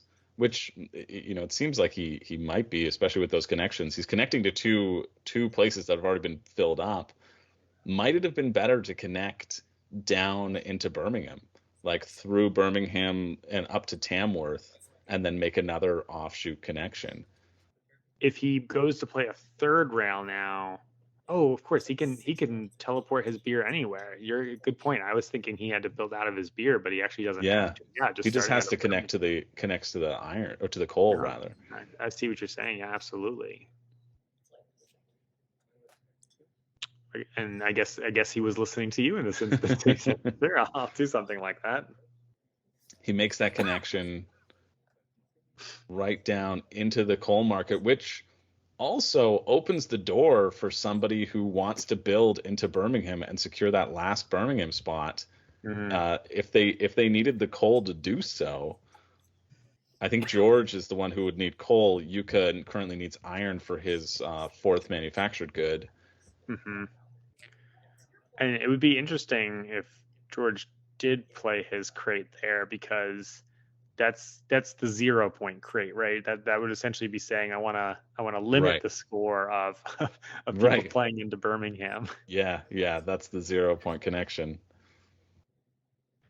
Doesn't require beer to sell, but it makes it worthless. The dock merchants who are buying it from you said you didn't give us beer. We're not going to even talk about these goods. Not so interested. Let's see, Yuka here. I mean, the funny thing about Yuka's position, right, is we like we said, he had kind of the strongest Canal one. He did everything he wanted to do, but now he doesn't have any particular needs of what he has to get done. So Yeah, he kind of is looking around saying, all right, well, I'm sort of starting over again strategically. Like, what's my goal here? And my guess is he's going to take advantage of cheap coal while it's cheap coal. But I guess actually, in some ways, he could also maybe consider playing down like a beer. Like, if I think like a dream draw right now would be Nuneaton or Coalbrookdale playing hmm down a beer and then double railing using those free coal. That would seem pretty sweet to me. he's building a rail to start. He's making that push Yep. to get up to Derby using the coal, George's coal on Burton on Trent So if he's prioritizing that, he's gonna build something right now. right away. And I think the question is whether he's gonna build an iron that isn't gonna flip, but essentially grab up those 3 iron spots that are available to kind of sell to the. Oh, it's actually not even connected to. He can't build an iron Oh, he because it's can't not build the iron connected to because it coal doesn't have anymore. coal. Yeah. So my guess is that he's then immediately building a box there. Yeah, or beer requires only iron to build as well, so he could lock that beer spot Sure, right. or Because his there's fourth no way he has a box. derby card, so he could play a beer industry card. It's another yellow card though. He's not playing into it. He just wanted to lock that connection up there so that he could. He's just trying to get those network points down. Those real points. Yeah, I mean, if everything in Derby gets built, that's 6 points. Yep. If Tamworth and Birmingham get built, that's 6 points. So he's just saying, all right, I'm ahead. I'll just score 6 points every time I play a rail, and Yeah. I just kind of eke forward in this way, get some value out of the game. A pretty reasonable play.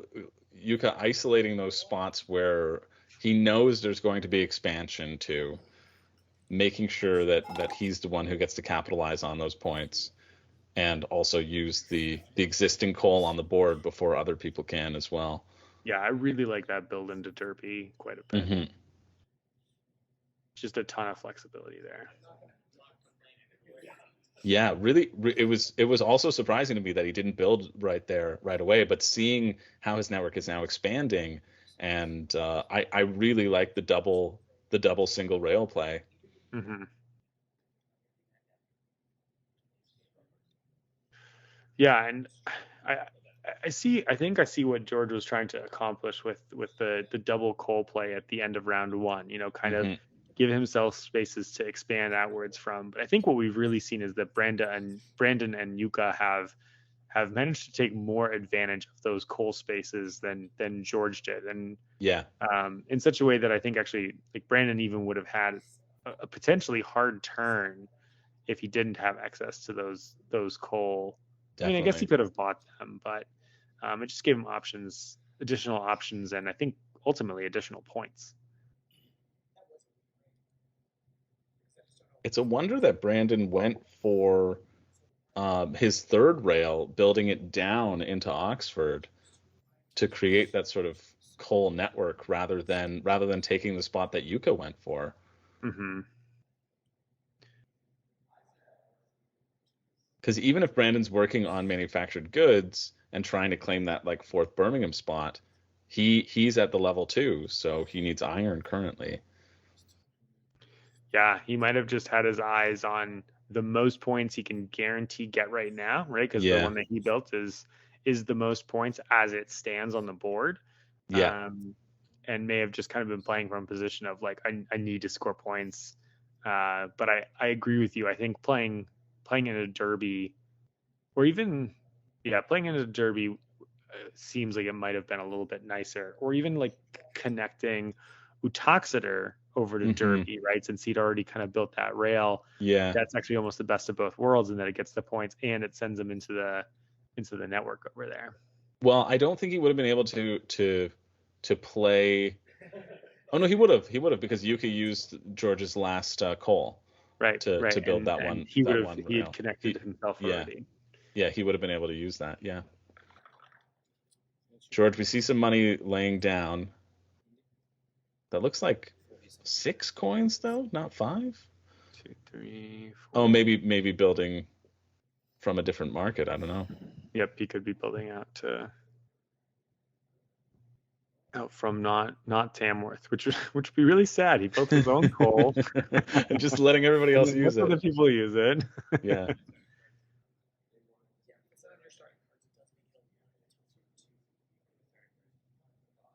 Did he actually lay a rail down, or did he just put his coins? No, he just put his money down. Yeah, he hasn't laid anything down He's yet. I think he's still deciding. Yeah. I see. Okay. We do see he's using 2 industry cards, the pottery and the manufactured cotton one. Yeah. I wonder if he has 2 pottery cards in hand. And I say that because pottery is a kind of thing that like usually people will opportunistically here and there. But in this game where all players are in the same markets, I actually think building a pottery is probably of higher value than in your average game. So I think the rush to grab that Stafford and the Coventry pottery might be a little bit quicker than we normally see.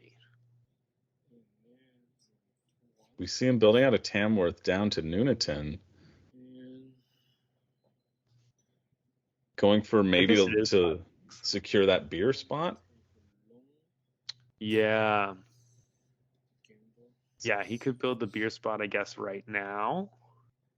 Or I heard him saying that he might want to take a loan for his second action. See if he did that way he can go first next turn. And then lock it in. Could take a loan, build that beer, and then use it to really blow up his own network and extend where he needs to go. But I agree with you. I feel like it could be if George happened to draw 2 pottery cards. That's a pretty huge draw because there's only 2 pottery cards in a 3-player game. Of course, you can still use the cards for it. But I agree that, I mean, getting a level 1 pottery out, it's 10 points, right? 10 points is nothing to sneeze at. And it does cost you $17. So it's a sizable chunk of change plus an iron. But even still, that feels like it's worth it for 10 points. Agreed. All right, looks like we did indeed go with a loan as action 2. Yeah. Then he's going to immediately kick us off next turn. And I think in classic George fashion, he'll probably be pretty fast in this next turn as he's kind of already planned out what he's going to do essentially with his 4 actions rather than his 2 actions. Yeah. I think that's another thing I'm noticing in 3-player, right? There's a lot more opportunities for players to do these double actions. For sure. Same dynamic exists in 4-player just because it's so powerful to have that much control over the game state as 4 consecutive actions. But there are more players vying for spending money and spending a little amount of money that it may be a little bit harder to control. Whereas in a 3-player game, it's just one fewer player for you to need to contend with. Yeah, I think that's a great point. Great observation. because we've seen. I don't remember a turn. Well, I do remember. I remember one turn where George was first and stayed first. But other than that, it's been pretty consistently the last player has been doing that flop. Mm-hmm. And you can tell these players have that is by design. I saw Brandon there with a yawn just to slam home the point that for these players, it's probably like 10 or 11 p.m. right now. Yeah, it for sure is. I think this took place on the final day, and it would have started around 9 a.m. And I think their final game started around 8 p.m. Yep. And they have been playing brass since the morning. This is a marathon of an event. All three of these players should feel so proud of making it this far in one of the most complex games out there. This is just like huge. To get to this final table is such a huge accomplishment. Absolutely. Do you know if any of these players were new players this year or returning players?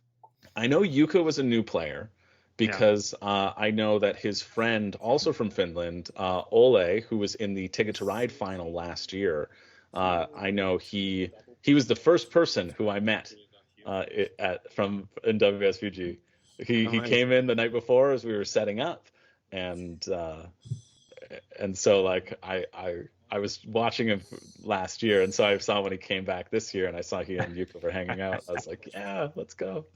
I'm not sure about Brandon or George. Okay.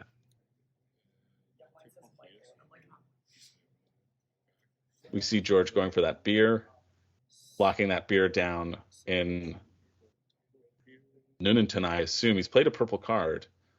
Yeah, and he's got $9 and a beer token there, so I think you've got it nailed in terms of what he's doing with that first action. There's no other beer in any purple location anyway, so that's for sure the card that he's played. And he kind of telegraphed that with his last action. We sort of knew that was coming. It was just how he was going to get there, yeah. Yeah, it looks like an actual industry build here. Is it gonna? I mean, $16, that would be his level 3 box, I guess. I think maybe so, in Birmingham. It wouldn't be a bad place to put it, especially because he's behind on the network connections in there. He's making sure that those two connections, that both Yuka and Brandon get the least amount of points for being connected to it. Yeah, just a smidge weaker, and that makes a lot of sense. But it's not that. I take it all back. He's going for a double rail instead. Sure. That makes I think plenty more sense. Make use of the coal when it's cheap. Yeah. And of course he's building a beer, so he gets to double rail. Gets to flip that right over. I think we were talking about that before this round began. Yes, and then we got distracted. Yuka's going to be pretty happy about this because he's next in turn order, and there's going to be another beer that he can grab there to double rail himself. Mm-hmm.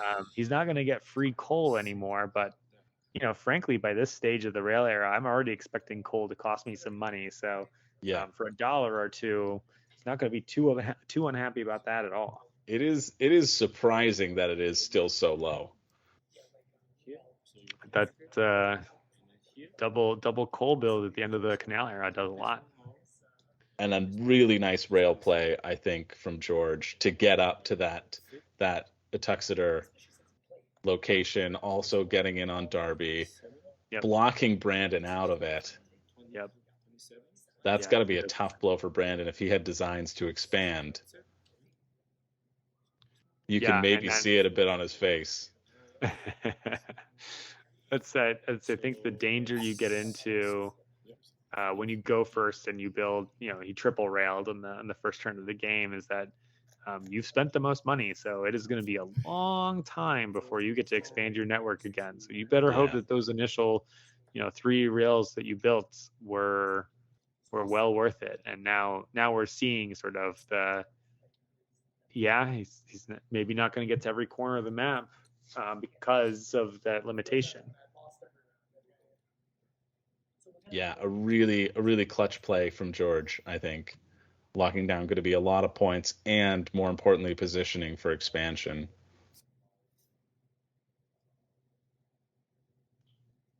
You can see immediately after that, even though it's Yuka's turn, we see Brandon turn to his cards What's the and new start plan? sorting. Time to reevaluate.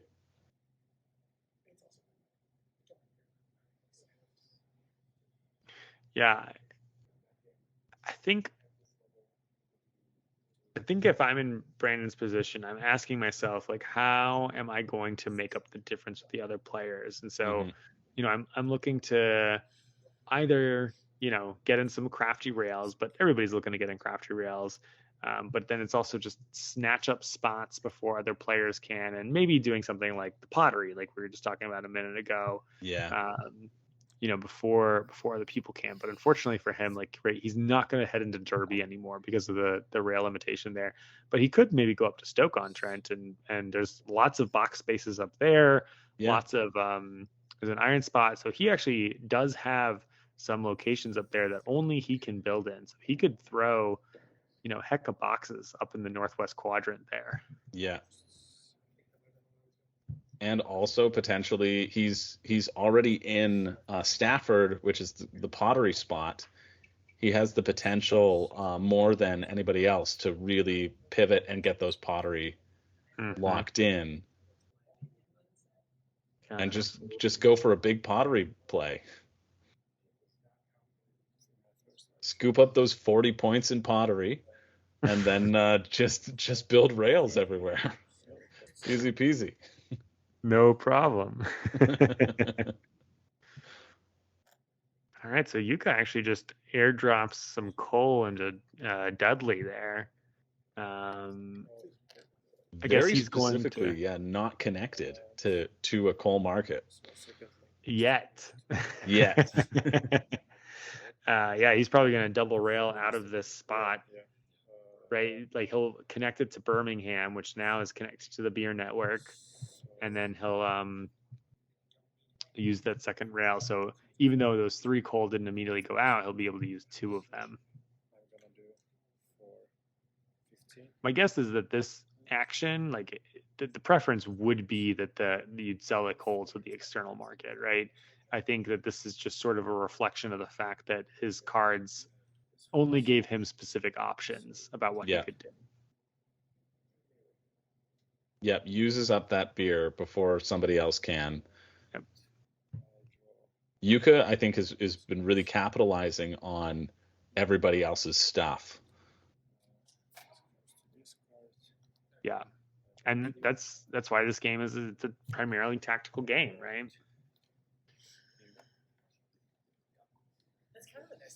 It's Yeah, always he's got been my hope to play a game where I'm just the beer supplier and I just put beer everywhere. I get it yeah. all out and say, everybody use my beer, no problem. But somehow, the tactics and strategy of building up your own your own network and energy somehow overweighs that dream. Yeah. Plus you always have that one person at the table that's like, well, I don't want to flip your beer. And you're like, but don't you want to flip your own thing? Yeah, yeah.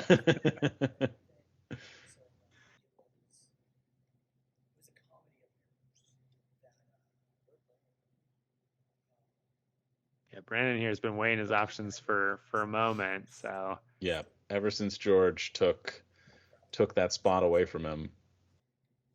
I think maybe Brandon was hoping that because of his sort of dominant position on the board with those 2 rails, it would take a lot for people to build and cut him out of Derby, and maybe he's regretting that now. yeah, I mean they were kind of already up there with the Burton and Trent. So I think if he Hmm. wanted to lock that site out, he would have had to do that. I think instead of taking the Utoxeter points and then hope that essentially the players just couldn't find a way up into Utoxeter. So I think that could have been a greedy version of the play that he made on turn 1. And I Yeah, don't know if it would have worked out. Like maybe other players would have found a way to essentially get coal up into the Black Country there around Utoxeter. But if he had successfully kind of blocked them, then he could be building those rails at this turn. And I think when you're a little bit behind, like Brandon was at the beginning of this round, you have to make aggressive plays like that. It feels bad because when they don't work out, you just fall farther and farther behind. And so it's a risky thing to do, but this is a winner take all format, right? There's one person who's walking away with the ring at the end of this. Yeah. Sometimes you got to risk it to get the biscuit. That's right. The biscuit in this case being a very fine ring. Of which you have intimate knowledge with, holding 2 of them yourself. Can we see it just barely up here? Nice.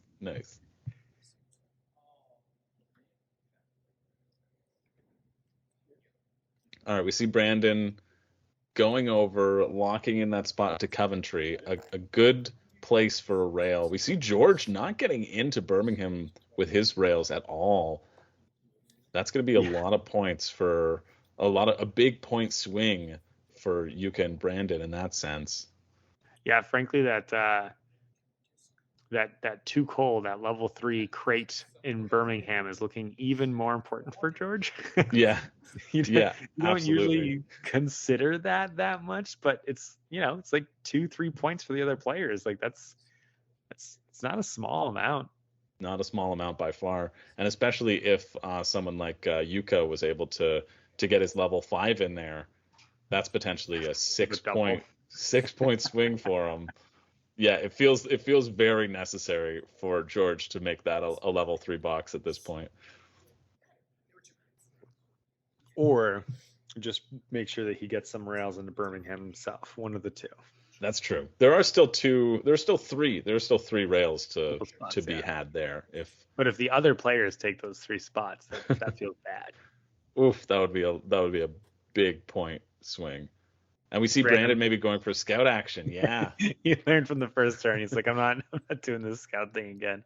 He's like, all right, I will be in Derby. I'm going there, come hell or high water. Yeah. But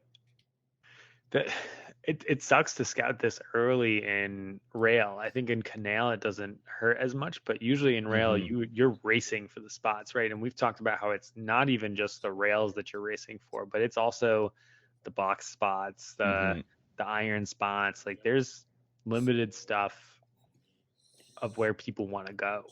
22, use 25. I'm gonna stay second. You go first. Sweet. Although Brandon does get to lock in that first position, again, we see the swing of the third player getting to go back to back. Yes, and actually that might be why he scouted for the 0, because he's sitting on enough cash right now that he doesn't necessarily need to take the loan. So actually that does make a lot more sense with the scouting at this stage. Yeah, a good turn order positional play to help him eke out 3 turns back to back instead of just 2.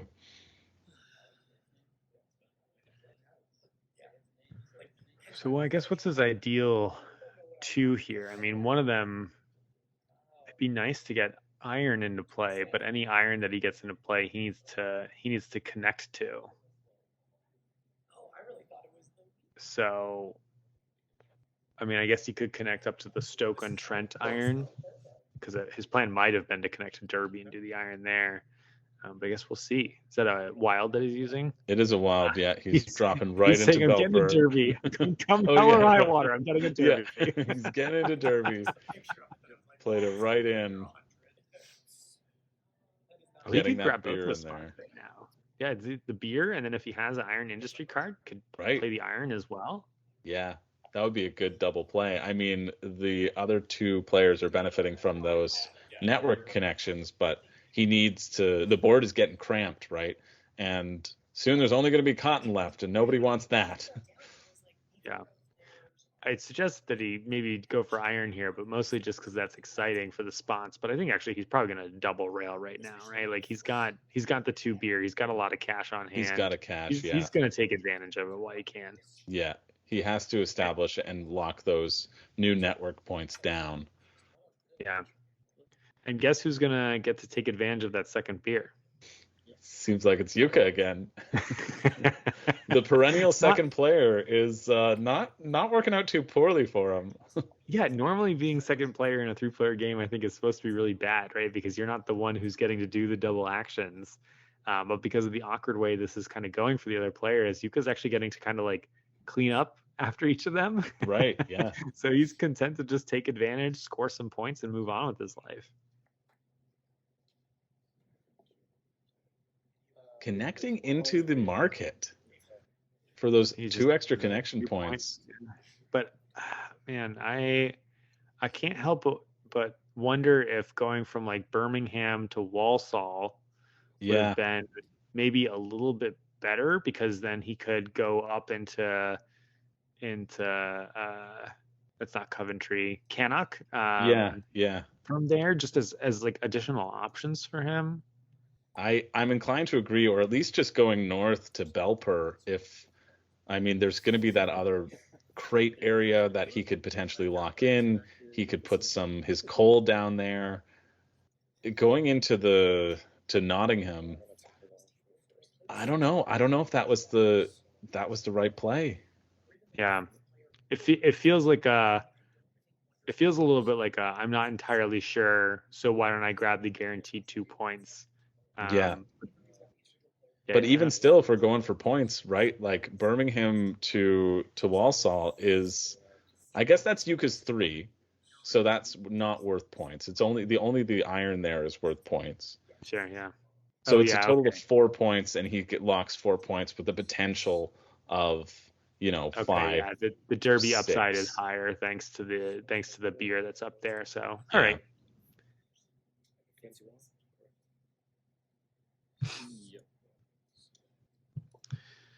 Yuka here. Did he start? I think he might have loaned. Yeah, loaned in order to be able to do that double rail. Yeah. Again, really benefiting from everybody else's placement. Mm-hmm. And benefiting a decent amount of times too, right? Like that's the amount of stuff that Yuka's been able to use that's just sort of fallen into his lap has been really extraordinary. For sure. I wonder if he'll connect up to Belper here to give himself, again, those additional locations to build into. Nope. Yeah. He says, I'm going to go for the countryside. I want to go for the private beer that no one else can. Yeah, not quite as many points, but essentially guarantees that location for himself to be played later, to be played in later. No one can take that away from him. I actually really like that, because he essentially can say now, all right, I'm gonna throw a couple more crates on the board along the way, and then on a future turn I can essentially build in that now private beer spot and then immediately ship everything and just be done with it. Yeah, it's great. It's a really ideal place to have that private spot. And more ideal than, because he could have pushed down to from Dudley into Kidderminster and then down there, but he knows that there's a chance he could drop his iron there and get some points out of those network as well.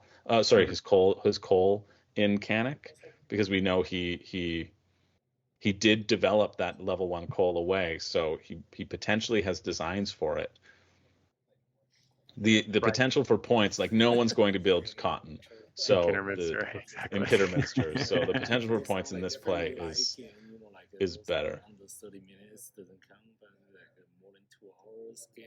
Yeah, it is very funny to see a zero cotton mill game. It's really exciting.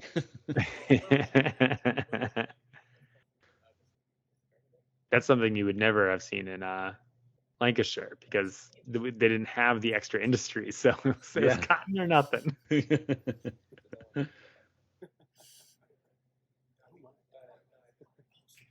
Yeah, George here I think was probably not excited to see this turn. Good spot in Derby, got snatched up. Both of his opponents got the double rail, and he's not really left with good stuff now. Coal's gotten more expensive. But he, however, does have the opportunity here to do a double action, certainly. I don't know what his money situation looks like, but if he had a way to like loan beer double rail next turn, he might not have enough money to make that happen, but that upside potential here is quite huge because he could spend a fair amount of cash and still go first next turn. Yeah, and you see the efficiency of their actions and the amount that they've been flipping things over. You can see how we really haven't been talking about their income status whatsoever because it hasn't played a factor, right? It hasn't played that much. I'm just looking. George is at 11 income, and both Yuka and Brandon are both at 7. But it's not a significant enough difference between players that it will impact what one player can do over the other. Right. Yeah, I mean it's again, it's just a question of like how slowed down you are. Like Yuka that last turn had to take a loan, to do what he was going to do. And so maybe if he had the money on hand, he could have built an iron as well as doing the double rail. But at the end of the day, those $4 is probably not the difference between being able to do that or not. Yeah. I'm interested to see when the level 4 iron comes out for either Yuka or George. I would not be shocked to see George do this instead of the rail situation. Like if he doesn't have access conveniently to a beer right now, then he's probably looking at making the iron happen instead. And it's sort of now or never with Derby, I think. Level 4 iron having 6 iron on it and only 5 iron spots in the market, so it wouldn't get to be immediately flipped over, but you don't really care about that at this point because you only get 1 income bump from level 4 iron. It's all about getting those 9 points if you're going to be playing it out there. The VPs, exactly.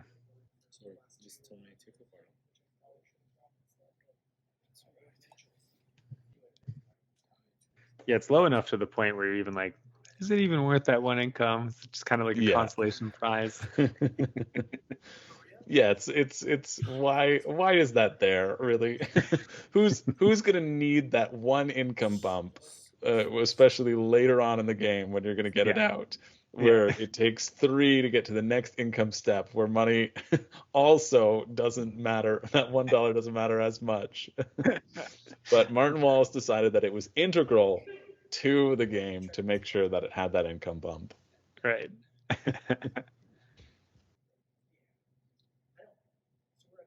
Maybe that'll help you get out of your loan deficit. If you're really hovering around that 0, needing that 1 to push you up might make all the difference. That's the only time I could really see it coming into play. Right. It's for the emotional positivity of not being a negative. I bet George here is going to do his kind of classic, consider for a while and then brum, run it all out. I think the iron is of interest to him. It really does depend on what his cards are here in terms of like what he does with beer. Like we have not seen anybody play Colebrookdale yet. And that, you could just airdrop a beer on there if you wanted to. Yeah. But also this timing is so important too, because as we've seen with Yuka, if there's a beer on the board, it's going to get gobbled up. Yep. And depending on his money situation, I mean, this is one of those hardest turns for counting. I do wish I had a way of identifying his cash, but because he could, and as another option, play coal. The coal would immediately flip, filling the coal market, which now would make it cheaper for him to be building rails.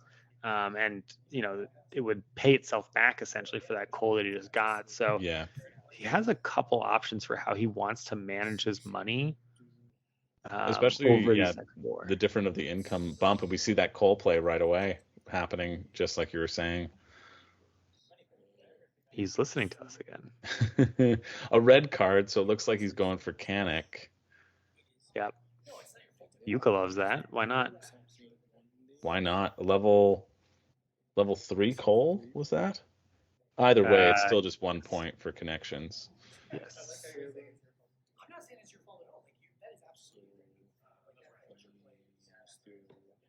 the first time I played this game, I like I said, I played Lancashire before, and I'm accustomed to all the tiles being worth 1 point.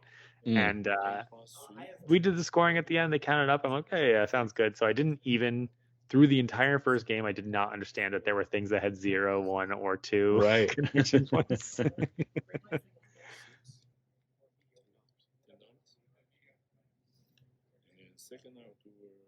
All right, so that gives him a little cash flexibility.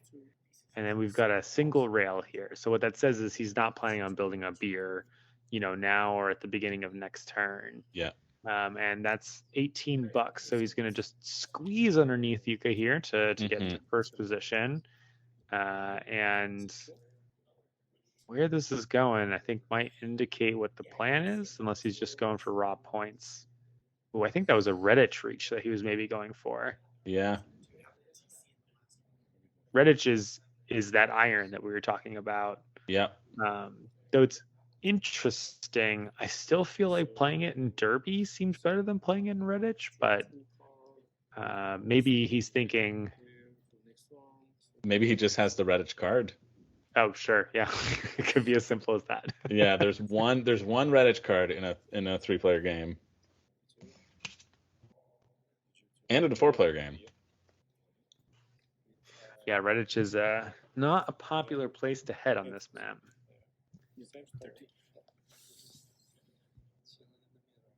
Sensor is not good because you will keep feeding him. He will be. So was that round 3? Are we on round 4 now? I think that feels about right. Yeah. Yeah. Okay. So of course, 9 rounds. So 6 rounds left to play. 12 moves for our players. Yeah.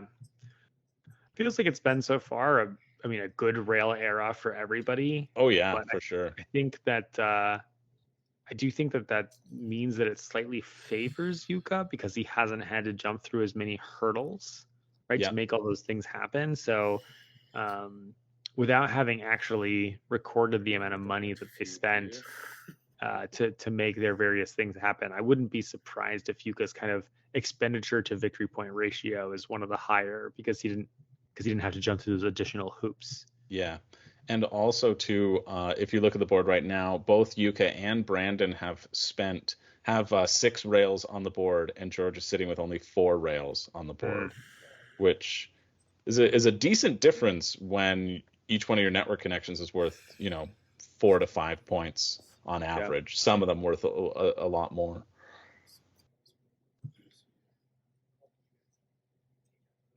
Brandon and George did both manage to get down beers that got flipped as well in that, actually. So actually, I guess now that we say that out loud, it kind of makes it sound like, you could have flipped a coal.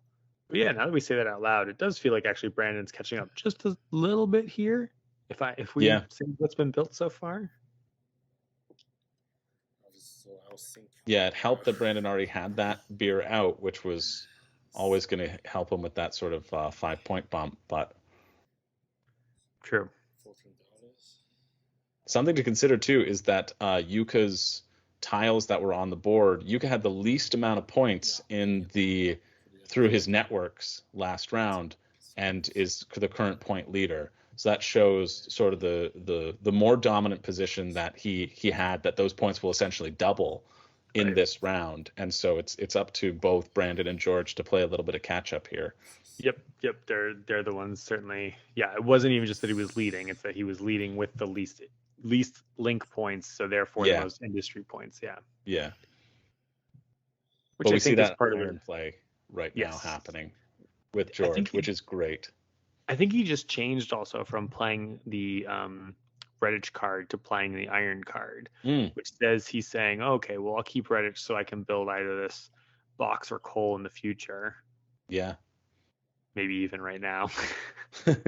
a great play though. If he that one looks more red, so maybe that's that Burton on Trent. That might just be a throwaway. I'm not sure. Sure, for a rail or something. But yeah, I think that's a great point. And I also think nobody else is going to Redditch. No one can connect because he built that connection point. Yeah. So you might as well keep it because it gives you that sort of locked in place in a board that is very, very cramped and expanded. Right, and it's his fourth iron. Iron is a dead card for him now. Yeah. But it does then kind of bring up the thing like, well, maybe if you were going to play the iron card, you could have done it in Derby. Oh, you Could know have what? done it in I bet he Derby. just drew the iron card. Could have been, yeah. That's probably why he played out Redditch first, because Yeah. he played it and then was like, oh, I just snapped these two cards into my hand. Yeah. One of them's an iron. I should use that. It's going to be dead otherwise. For sure. I think that's Yeah. exactly how it happened. Yeah, that's interesting. It's actually almost a little bit awkward for him, right? Because he made the plan so that he could build the iron this turn, which he's still succeeding at doing. No worries. But he might not have decided to build that rail into Redditch had he known that the card draw would have solved his problem for him. It still does help negate the amount of networks going into Birmingham, though. True.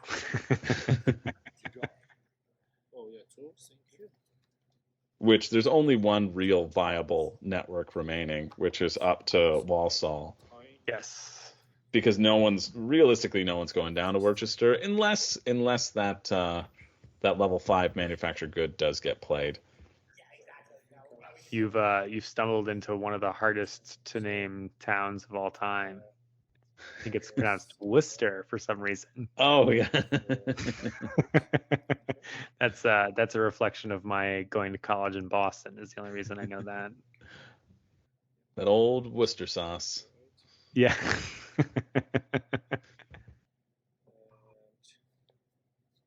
We see a rail play now from Yuka. Oh, interesting. Going over to Shrewsbury and Colebrookdale, knowing that Colebrookdale is going to be nice later on. Right. I assume he's playing into Colebrookdale right now then? Yeah, he's going to grab that beer there. He didn't need to... If he's playing a beer, he didn't need to put the rail down to do it, because it only costs iron. Yeah. But I guess he knows it's going to be worth points. Again, securing those network points. Yeah, but if he's just securing network points, still feels like Birmingham up to Walsall would be better. It's kind of a curious connection.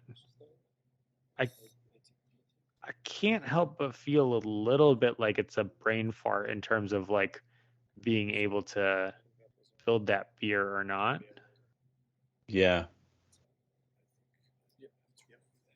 It could be. I mean, if Yuka does drop his own coal in, I thought he might be going for a coal play and just trying to re-up his money, right? Just automatically flip it and fill it in Colebrookdale. I was surprised to see the beer, to be honest. I see. Sure. I mean, yeah, Brandon right now is like, can I take advantage of this? He's sitting on $25, $28. So he can't quad rail here for sure. There's not even coal for him to use, but he could double rail. Although I think in some ways, if he could spend less money than the other players have spent, he could then use all the beer on the following turn. So he could do something like play a coal mine right now and take a loan, or do it the other way, like exactly this. Exactly what he does. He'll go first next turn and then gobble up all those beers. Yep. To just play a crazy amount of rails out. That feels like a really good play for Brandon, helping him get back in this. Yeah, I wonder if Yuka kind of knew that this was an option for Brandon and is maybe just okay with it, seeing that Brandon is behind and letting him essentially spend the money to flip over his beer. Because he knows he has another beer coming. It's gonna be a level 4 beer, which is awesome for him. Because that early develop, that sort of haphazard, maybe it'll pan out. I'll get to level 4. It works out really well.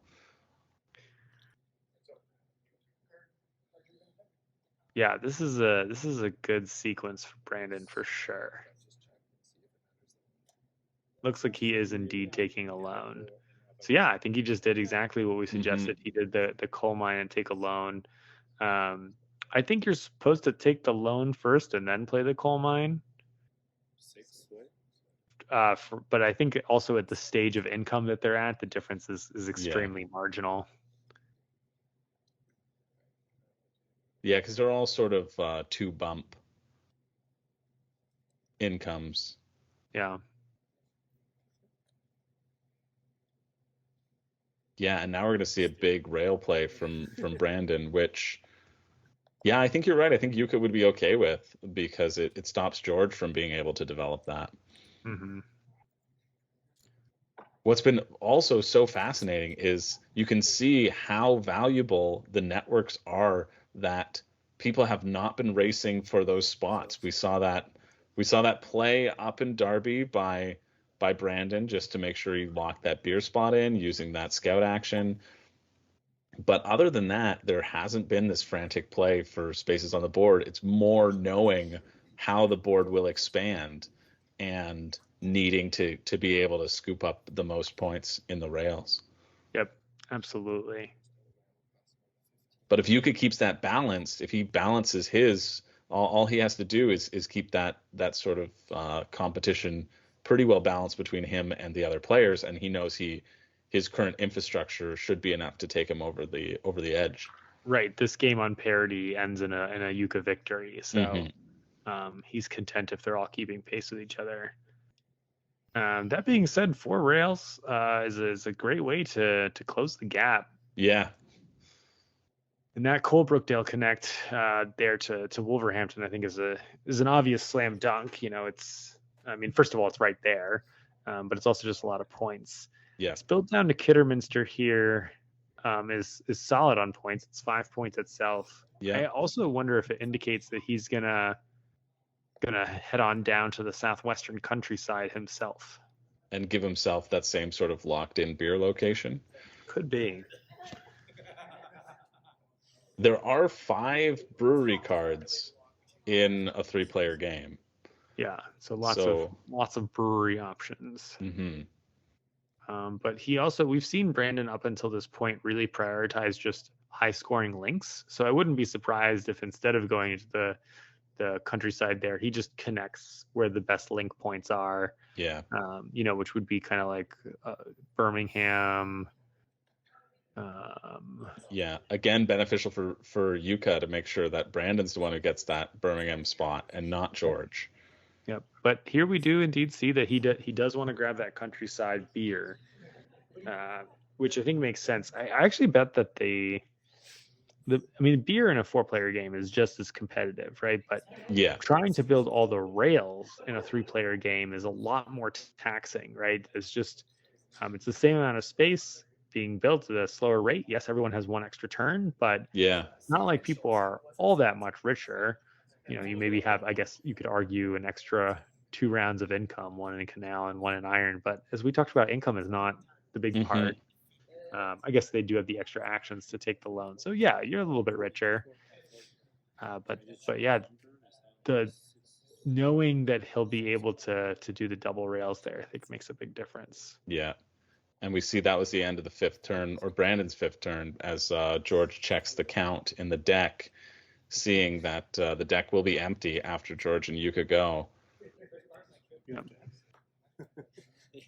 Closing in on the known entities of final card action plays. Brandon looking a lot happier after that sequence. Yeah, a really nice being able to capitalize on Yuka's beer placement and just take both of them is a huge boon to Brandon's network points. Yeah, and we didn't comment on this, but his other build was up between Stone and Stafford, which is a guaranteed 4 points, almost certainly 5, because it looks like George is planning on building that Stafford pottery since he built that rail up there. Yep. Looks like players are going to take a quick break.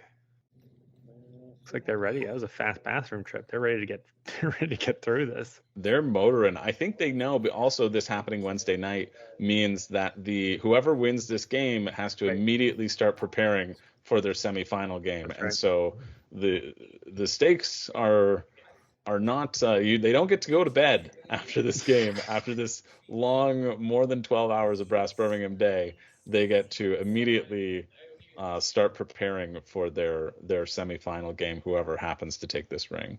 I can tell you for a fact that the person who does winds up staying up until 3:30 to do exactly that.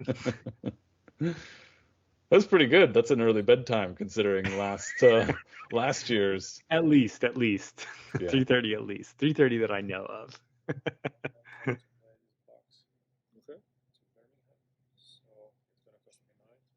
Is that Birmingham? No. Yes. And we see a Birmingham Yuka putting down that level 4 crate. Not worth that additional 2 points, but still worth 1 point. Yeah, not quite the dream of level 5, but he's happy enough with the single crate there, I'm sure. Mm-hmm. George and Yuka were talking a little bit in the break, just chatting, and Yuka said, "I feel like I'm in good shape." He said, "I think I'm in a good." He said, "But I've blown games before due to stress and nerves at this point, so anything could happen." Yeah, and George followed it up with a little bit. Yeah, you're in good shape for now. So George has some plans. George still has some plans. Playing all 9 games.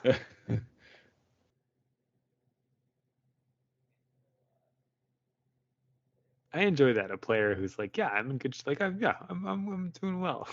I feel like I come from like a kind of older school gaming where everyone's just like, no, I'm in last place. I'm in last place for sure. I've lost. Good game over. Good game. Good game. Game over. After the first move, that's I play with some of my friends. How am I going to recover from that? There's no chance. Game over. Good game. You guys have fun. I'll do my best. I'm guilty as charged as well. You could just grab in a 4-point connection here. That really does nothing but other than the 4-point connection, right? That's a bit of a surprise that he opts for that connection point again, not connecting Birmingham and Walsall. Yeah, which would have been worth now more points for him. But he does need to. I was going to say he needs to connect that network down for selling, but no, his Birmingham's already connected to the sell point. Yeah.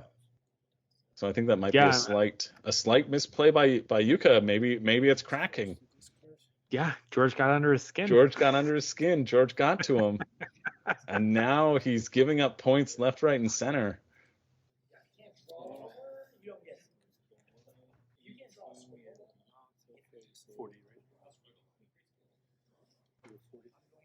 I have won a game of brass before because someone played somewhere and then I played another rail and it was like they just miscounted the number of points. Wow. Yeah, it can be that close. Yeah. I know the scores in a 4-player game last year, both in the ring final and the semifinal. I think the winner was sitting around that 145, 150, 155-ish area. Yeah, I find that 4 players are just always around that $150. Yeah. Give or take 10, depending on what else happened. Yeah. Feels like 3 players are what, like a 180 or something like that? Yeah, it'll depend. We'll see now, or when this game's over. I'd imagine this would be a little bit lower scoring than your average 3-player game because of the whole no one is playing cotton thing. Yeah. I think that would be an apt assessment. All right, and George, our local coal player, mm-hmm. is going to continue with the coal thing, capitalizing and getting a good chunk of change. Yeah, rebating with those coals feels pretty good. Mm-hmm. There's a lot of coal played out by the players in this game. Yeah. Yuka being the only one who hasn't played coal, even though he took that action to develop it. Right. Yeah, he made that developed choice at the end of round 1.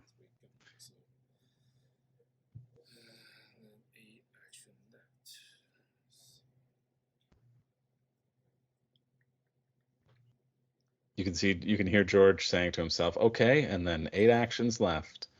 Yep. That clock ever ticking.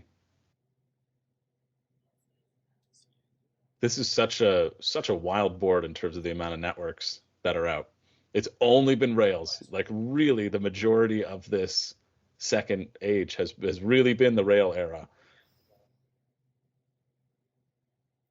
Yeah, I mean, it is. That's often the case where it's like dropping Rails.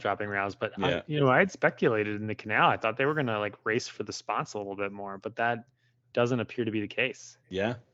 I think these players probably are just seasoned enough to know that the points of those Rails are just they're too good to pass up. Yeah. It's like the calculation at the end of Wingspan, right? It's do you play that extra bird, or do you just take run your eggs?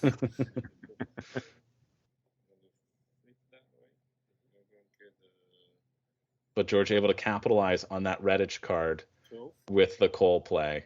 Yeah. A nice spot there for him, also giving him that little network bump. Yep, point for him and no one else. We like that.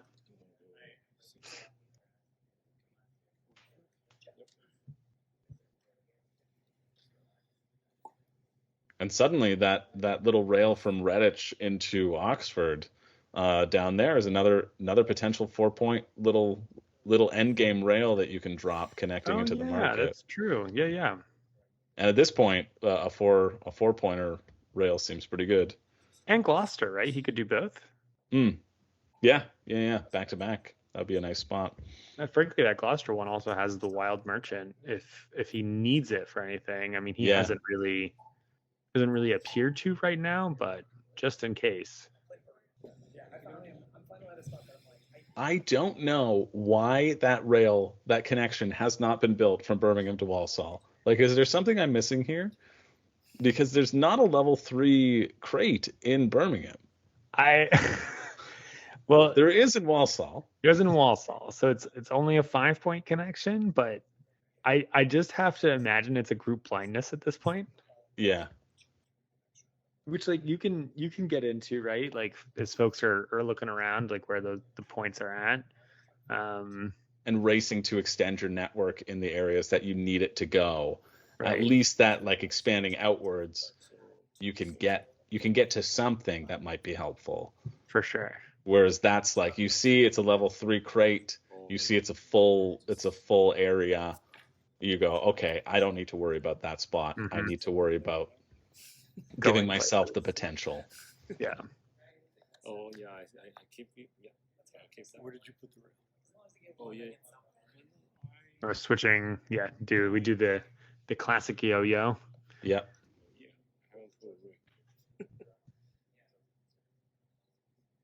You can see the fatigue setting in. I think it was asked where he put the rail, or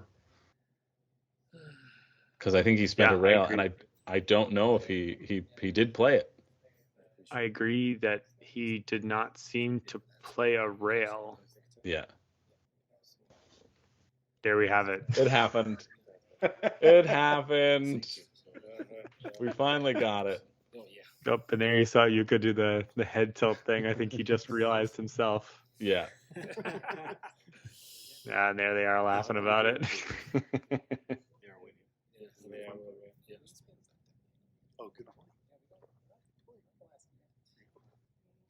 But yeah, you're right. That absolutely is like a function of fatigue. You're so focused on the strategy that the actual like physical manipulation becomes the more challenging thing. Absolutely. And even though we have these sheets put out, you know, to make sure you show this is what you're putting and to go in an order, again, the fatigue, the long days that these players have been having. This is also day 4 of a 4-day event as well. So they've potentially long days for all of them. And even when you're not in the competition, they're out playing games, and you know, you want to enjoy your trip and vacation. And we see now a double pottery play lined up from George. I don't think I've ever seen that second level pottery ever be built before. Wow. That's very interesting. It's cheaper to build it than it is to develop it away, I guess, because it only costs them. Well, no, it would be cheaper. It would be the same. It would be the same because it costs one coal or 1 iron, and they're the same right now. So I guess he's grabbing probably Coventry and Stafford. Yeah. And then if he's planning on building a third, I guess he could go up to Belper, but he doesn't really have a way to get to Stoke on. Oh, he used a wild to go to Stoke on Trent. Oh no, that might have been the card. He just might have had Stoke on Trent. I see the little bit of the blue. Oh, sure. Right. Yeah. Stoke on Trent is one of the ones that actually is still in the game. Yeah. So 20. Gotcha. Okay. And so that one requires an iron so we can airdrop it. It is Yeah. going to require that gets connected. But if nothing else gets built, that's a 3-point connection. So Yeah. no worries there. And then if other stuff gets built, it could be worth more. And George obviously planning to overbuild on that level 2 pottery rather than sell it for one single point and one Sure. single income boost. Yeah. Or he could also do it down in Coventry and just lock up the slots for the other players, Mm-hmm. which is nice because then he doesn't have to worry about the merchant beers going away to the other players. So That's true. Yeah, make sure if he can get in there. right. If That would be a they pretty exciting play. agreed, yeah, I think if they want that Coventry pottery, they're gonna have to grab it before George's next turn, probably. Yeah, now is the time.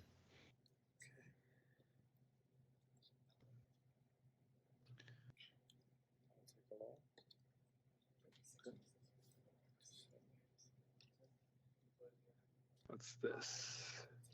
We see the Alone. income moving, so alone, yeah. And need some money. Need some money to do the action that needs to be done. Is that action building pottery in Coventry? That's the question. I wouldn't be surprised if his action's building iron. Haha, here we go. So to actually finish explaining why I think that's the case, there's 4 iron slots here, right? And Brandon is definitely interested in playing iron. But by him playing iron, grabbing those last 4 and sort of having 2 sit on his final one here, it means that it's like there's almost no way those 2 iron aren't going to go away by the end of the game. Right. So he just sort of grabs those 4 iron slots while they're available, Yeah. so that it might be that no further iron is built for the rest of this game. So Yeah. taking the opportunity now is pretty good. Yeah, no, it's a great timing play, because if Brandon went ahead and built that iron, there's no way that Yuka's iron, which would have 6 on it, would ever get flipped. Yep.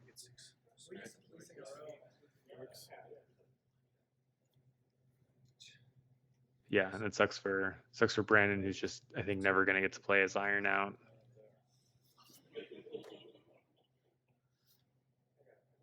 Yeah, it hasn't been a horrible era for Brandon, but the pottery got scooped up. He didn't get to play out his iron.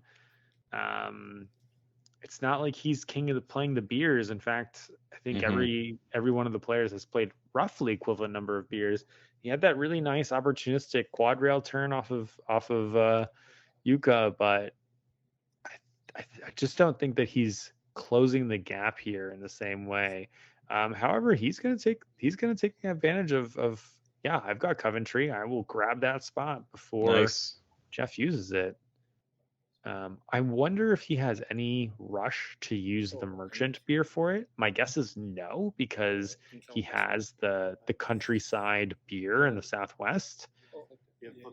And so my guess is that he'll just kind of build himself another box, and then essentially he can have a turn where he builds the beer and then flips it himself. Yeah, I think the last turn of the game for both Brandon and Yuka, we'll see a beer build and potentially a sell, if there's no other great sort of rail spots for them to go.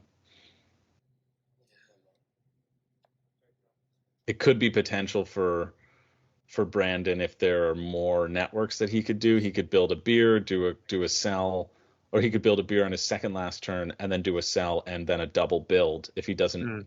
If he's not able to get out something worth flipping. Totally. Yeah, you just need to make sure you're manipulating the turn order correctly so you can use the beer in the way you want to. Yeah. Or else Yuka's going to come right in, snatch it up again. He's always watching.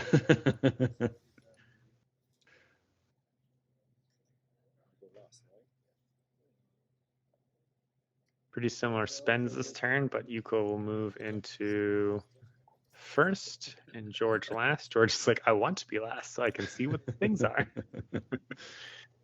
So there's a reason I spend so much money. This feels like one of the first times we've seen Yuka be in first position.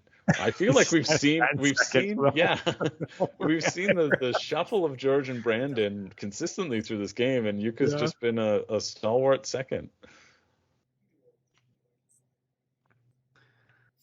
Does Yuka have any? He does have the one unflipped box right now, right? And that costs 1 beer. Yeah. Yeah. So I would guess that he's looking for a second box position so that he can establish that second box number 5 does require 2 beer to flip. Oh. So he might need to then capitalize on the merchant box if he hopes of having that dream happen. So he may not wait until that last turn. He may need to manipulate things and then capitalize right away. Yeah, that's a little risky indeed. I would say if he is planning on building that box, then it's likely he'll kind of like take a loan, build the box so his like expenditures are on the lower side. Yeah. And then he can do exactly as you just to kind of just drop down the beer, ship, be done with it. Or if the players kind of have taken the merchant beer, if the other players have kind of blocked him out of it, like he might find a way down to Gloucester for that merchant beer. It's pretty far away from him, but the Birmingham to Worcester connection is not the worst. It's still 4 points. Yeah. And then, he could in theory connect down to that wild merchant beer if absolutely needed.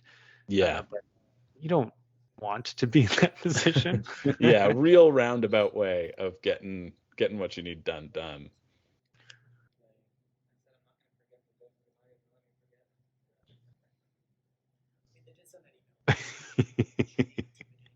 I love the physical motions of players, particularly when you get to this stage. Like, yeah. I can be very dramatically like that myself. For sure, you're having those internal conversations, right? Because nobody around the table is going to help you. My problem is I have those internal conversations out loud. And I say, well, if I do this, then this, and then everybody knows the turns that I'm planning, and then they just go, okay, well, I guess I'll block that. And I go, keep your mouth shut.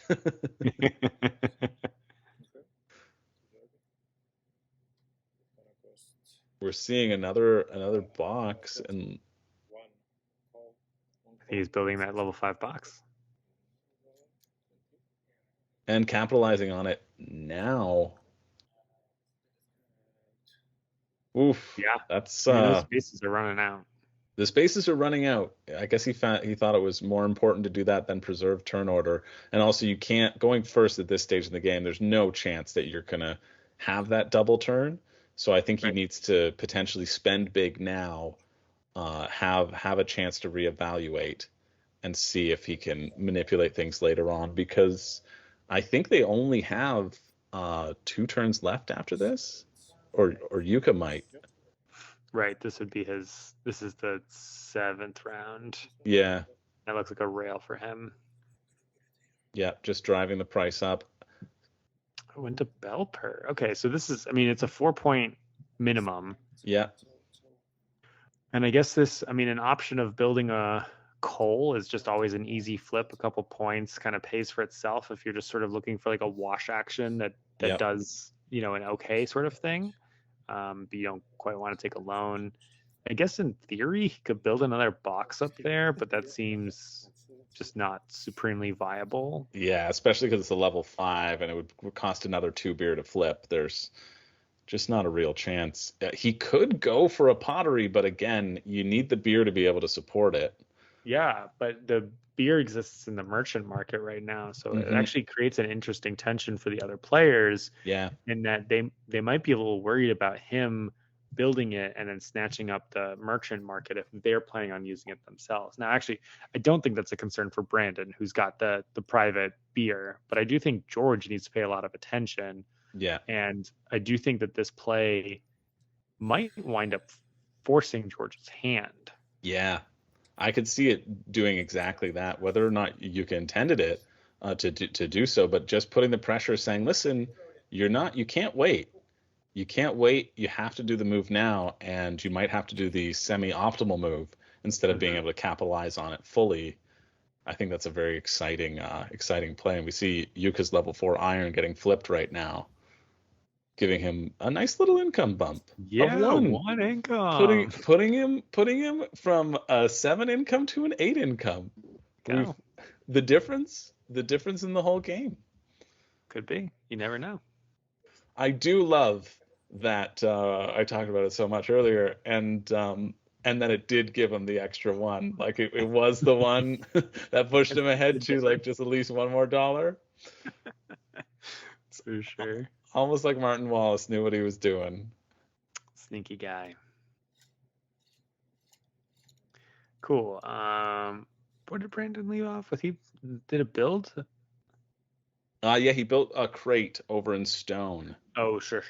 Yes, that was, I think, kind of like an inevitability, right? He's got 3 railroads going to that spot. He's got to make sure that he place wants is another good. thing. Yeah, exactly. Looks like he's eating up some coal here, so probably another rail. Probably just a points rail. I don't think there's anywhere he needs to go right now. Yeah, although he's dropped down to 15, which I think a single rail would only cost him 10 at this point. But maybe that's just all of it together. Yeah, I think it's a rail because his other box cost him 10, so it's just a combo of the two. Sure. And he locks in that nice 4-point that we were talking about earlier. Yep. Redditch being the new girl at the ball.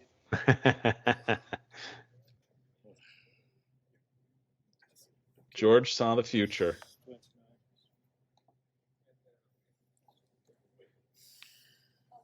All right. I feel like George kind of has the rest of his game planned out, was the vibe I'd had from before. Yeah. So especially when you do that double pottery play, you have to know what's coming. Yeah. I'm sure he doesn't want to make a mistake here. He probably wants to spend underneath Yuka. What are his goals? I mean, his goal is to overbuild his pottery and then ship his potteries, right? Yeah. I think he's not going to do any other kinds of shipping. There isn't another gear spot for him to take advantage of. So yeah, he's going to send 2 pottery to a merchant beer and that Gloucester beer, the wild beer. Yeah. But he still needs to build out of Stoke-on-Trent, and he still needs to build from Redditch down to Gloucester. Yep. So that's rail, overbuild, sell. And those don't sound mostly like cheap actions. Yeah, they certainly do. You heard George saying to himself, why is everything so expensive? Mm-hmm. It's at that stage. Unless he can somehow play a coal to get himself some income and make that a bit cheaper. You can hear him saying, geez, really feeling the hit. To build those 2 rails, it'll cost him $22. Yeah. That is an expensive prospect, especially when he needs to overbuild that 3rd pottery, which is 22 plus 2 coal, so potentially $35. Like, George needs like 55 to make this come off. Mm-hmm. And that is a lot of money, especially at this stage in the game. Now his income's okay. He's getting 15 every round, so he can rely on that a little. Mm-hmm. Yeah, at this stage of the game, your income might be high enough that it allows you to the sequencing of how you play things actually can make a difference with your income, right? If you don't Mhm. bump it up or down too much, you can actually start to actually count on income as income. Yeah, this is where it starts to be a little bit helpful. And George's income is significantly now, at least we've hit that point where it's significantly over both Yuka and Brandon. Yuka sitting at 8 because of that sneaky little iron bump, Yes. and then Brandon sitting at around 4. Yeah, 4.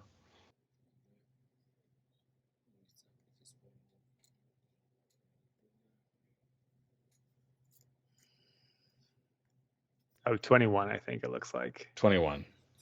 Oh, but he hates it. He says, I would rather not. All right. Well, I was wrong about George having his plan for the round. Well, I think he has a plan, but he just doesn't have the money to do so. And that Belper connection places a lot of pressure here. Yeah, it's a really nice rail by Yuka, especially. If George had locked that down, then he would have bought himself some time. If Brandon was over there, Brandon having already built that level 1 pottery, you can assume that he's not going to use it. Yep. But the fact that Yuka did put that pressure, and we can see the coal coming out, hopefully to reduce that cost for George, giving him that flexibility that he needs, that cost reduction that he needs in order to get done what he needs to do. But will he have enough time to do it, or will Yuka be able to sneak in? That's the question. Right. Yeah, because he counted it as the actions that would be left until the end of the game. And I think he counted on. I think he counted on, someone could build a pottery down in Coventry, but I don't know that he counted on that a pottery could be built up in Belper. Yeah. And especially with the pottery being put there by Brandon, again, not a huge pressure because we know Brandon wants to use his beer and now has his 2 things out there, which use the 2 beer. Yeah. I wonder actually if an option for him, he might not have the actions to do this. So he's got 6 actions, but he could rail and then just sell his pottery right now. Like that could be 2 actions. And Is he going for a scout? Oh, He's wow. put 3 cards down. Oh, wow. What is he trying to accomplish with the scout? He shouldn't need that flexibility. At this point, he just needs money. Guess he does. But maybe he needs the flexibility in order to play that coal. Is he going to try to put some coal up in Belper? He could play pottery into Belper, not overbuild himself. He could, yeah, and lock it in. He does have the coal prepped. Oh, it seems he's just playing into Nuneaton. Oh, no, that makes more sense. Yeah, going into Tamworth, he gets the points. More connections, yeah. Yeah. I guess he realized he needs to make that coal cost less and give himself the flexibility because the level 3 pottery is going to take so much money to build. But he's going to go first next turn. I think the Belper thing is still possible, right? He could airdrop into Belper using a wild. Yeah. And that way he doesn't need to worry about Yuka creating a pressure on his resources. And if he's reading the game state correctly, Brandon might need his 2 beer. Yeah.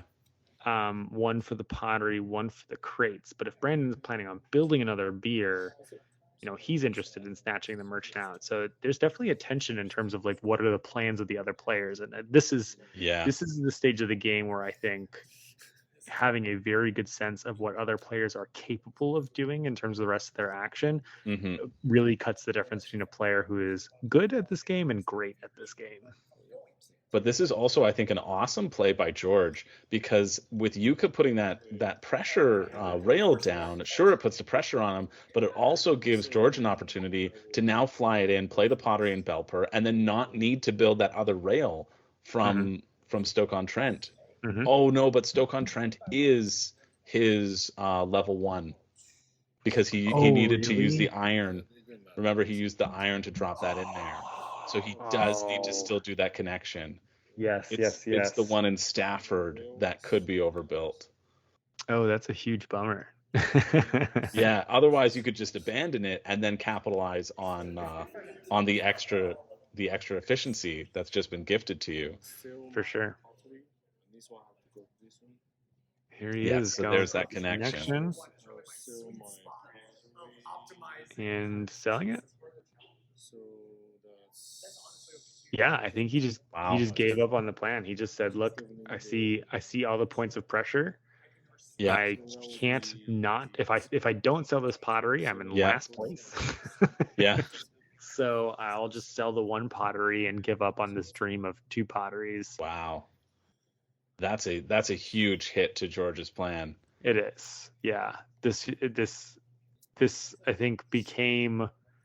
I think he was trying to figure out what to do. He came up with this pretty neat pottery plan, but the other players said, "Let's mess with this a little bit." Because both of them did in their own way. Yeah, both of them responded really well.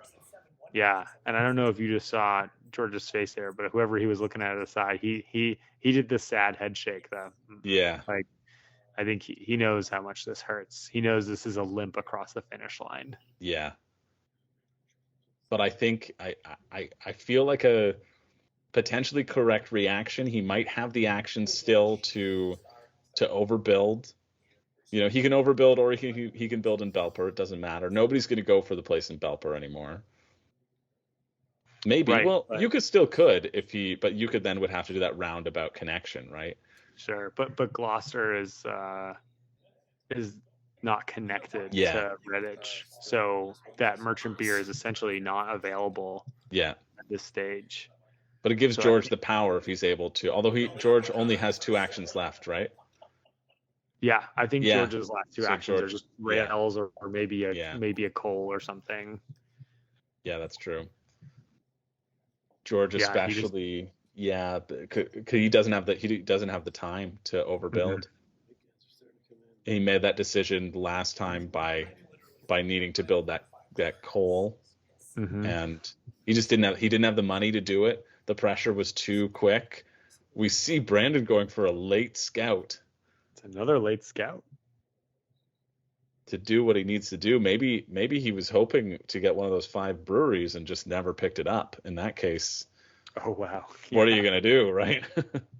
No, he needs the brewery. Yeah, I can only imagine that would be the reason.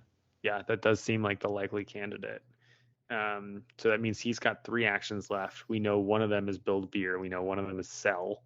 So he's essentially got 1 action here to play a rail. Play a rail, I guess. Now here's the thing: like the connection between Redditch and Gloucester gives you 4 points, and it feels like he's developing an iron. He developed an iron and a pottery. So what do you defer? He only has 2 actions left, right? I think he only has 2 actions left, unless we've miscounted on the rounds and they actually have 4 actions. Could be.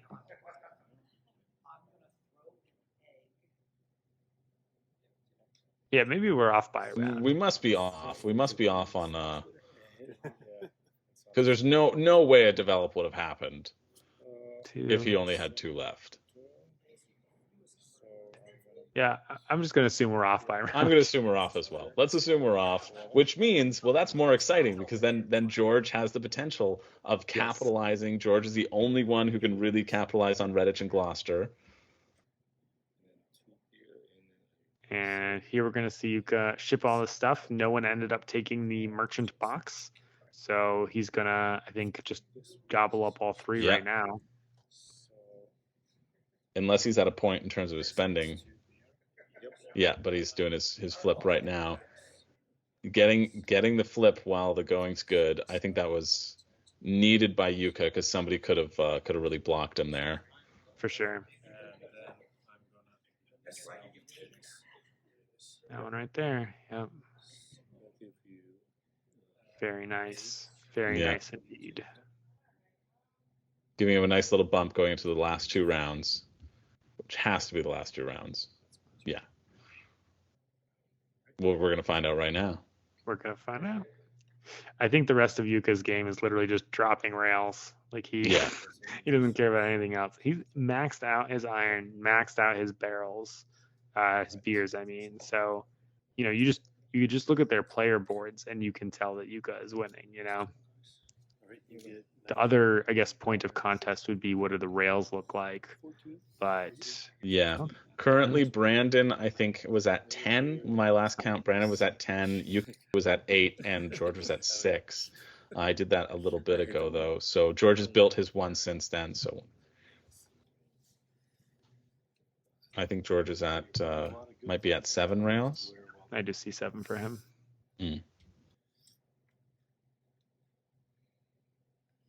Brandon at 11 rails. And Yuka at 9 rails.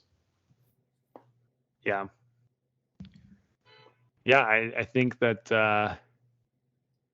this is one of those things about Brass that I think there's interesting end games and then there's kind of sputter end games. And Yeah. sometimes it's like, oh, can I get my things? George had the most sort of almost like exciting, like what's gonna happen? Yeah. And then because of the way things played out, he said, oh, I gotta stop. And now he's just he's gonna putter across the finish line. Yeah. You've got to be, we definitely miscounted last turn because otherwise with 2 actions left here, there's no decision. It's build the beer, ship the Yeah. things. There's because no the world merchant why beers are anyone gone. would spend that 2 iron, even that $4. Yeah. What's Brandon's income at right now? Brandon's sitting at 11 income, I believe. 11 income. Okay, and he needs. Oh no, sorry, though that's where his point counter is. Brandon's sitting at 4 income. 4 income. Okay. Just curious how much money he has to play with this turn because he needs to build the brewery next turn. He's got $40. Or Yes. he'll have $40 coming in, right? Yes, for sure. So he develops into that iron. I think he wants to try to build that. Is there space for iron even? I'm not sure. We see Brandon playing it. Unfortunately, his camera died in these last sort of stages of the game, so we can't see his reactions, but we can see his top-down play. Yeah. He's spending iron. Maybe he figured he could get his iron out and fill up the market too with the flip. Getting that beer.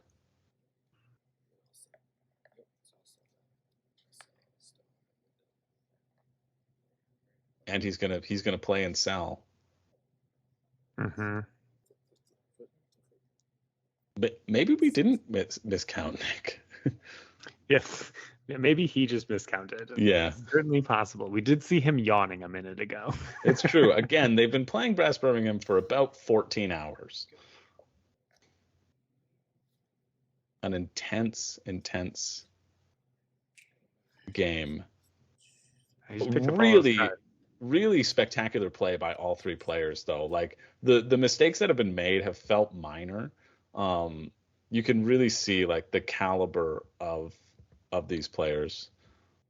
Yeah, and I think if we go back, right, this is one of those things where as a player, you're trying to get better. You spot your mistakes. Either you spot them in the game or you're watching this video afterwards. Yeah.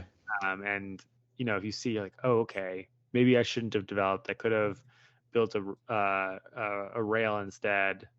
Maybe he didn't have the money, but he's got a lot of cash on hand right now, so I think so. Yeah. And you say, okay, well, that's 4 points, and then so you say, okay, well, 4 points the difference, and then you can kind of learn a little bit about what the board state could have looked like in Yeah. those instances.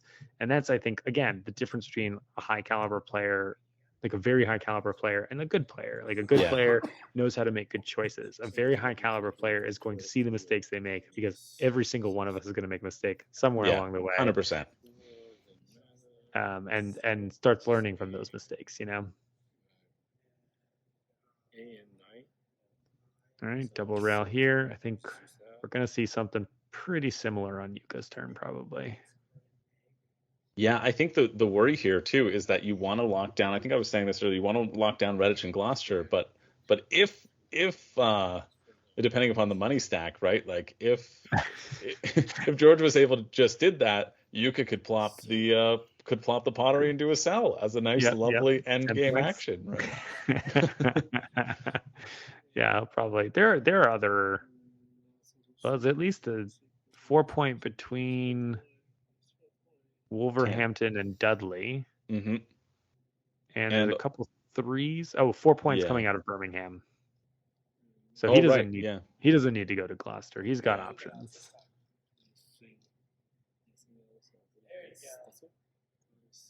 Yeah, I think those seem the best. Yep. And I'm curious to see if Yuka will play his. Oh, he does. Oh, he does go for it. Must be Yuka doesn't have the money to. Although I see a 15 hiding by Yuka, and it only costs 17 and an iron to play that pottery.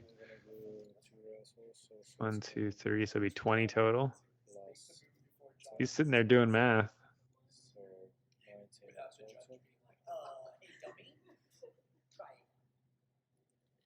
That's a 5.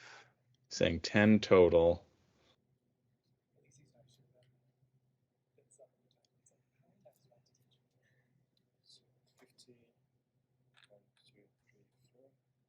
$19 he's playing. 19.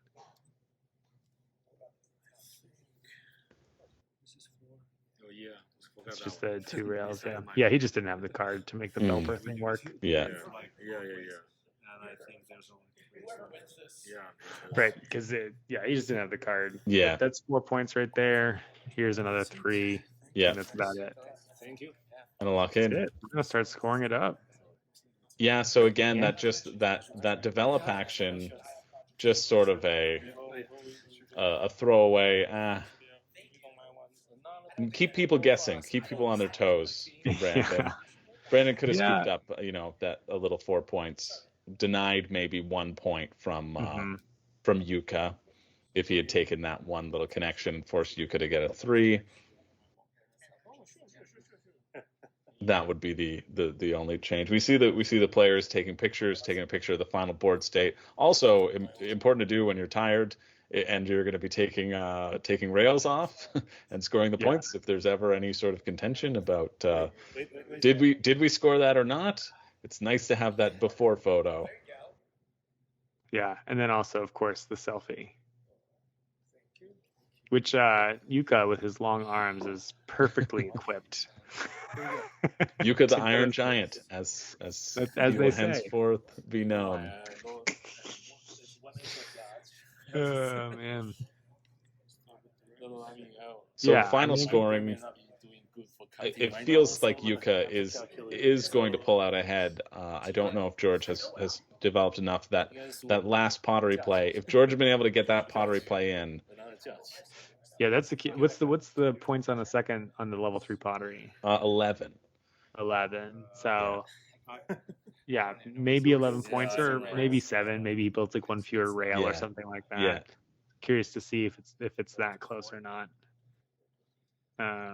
But it feels like Yuka has a decent gap here. Just looking at the player board, right? He's got all the beers in play, more crates than anybody else, all the irons in play. The only thing that he's lacking over the other players is the coal, and then the question is just what do the links look like? Yeah. And we know that the person with the most links, as you counted out a moment ago, is Brandon, who is making a big play underdeveloped.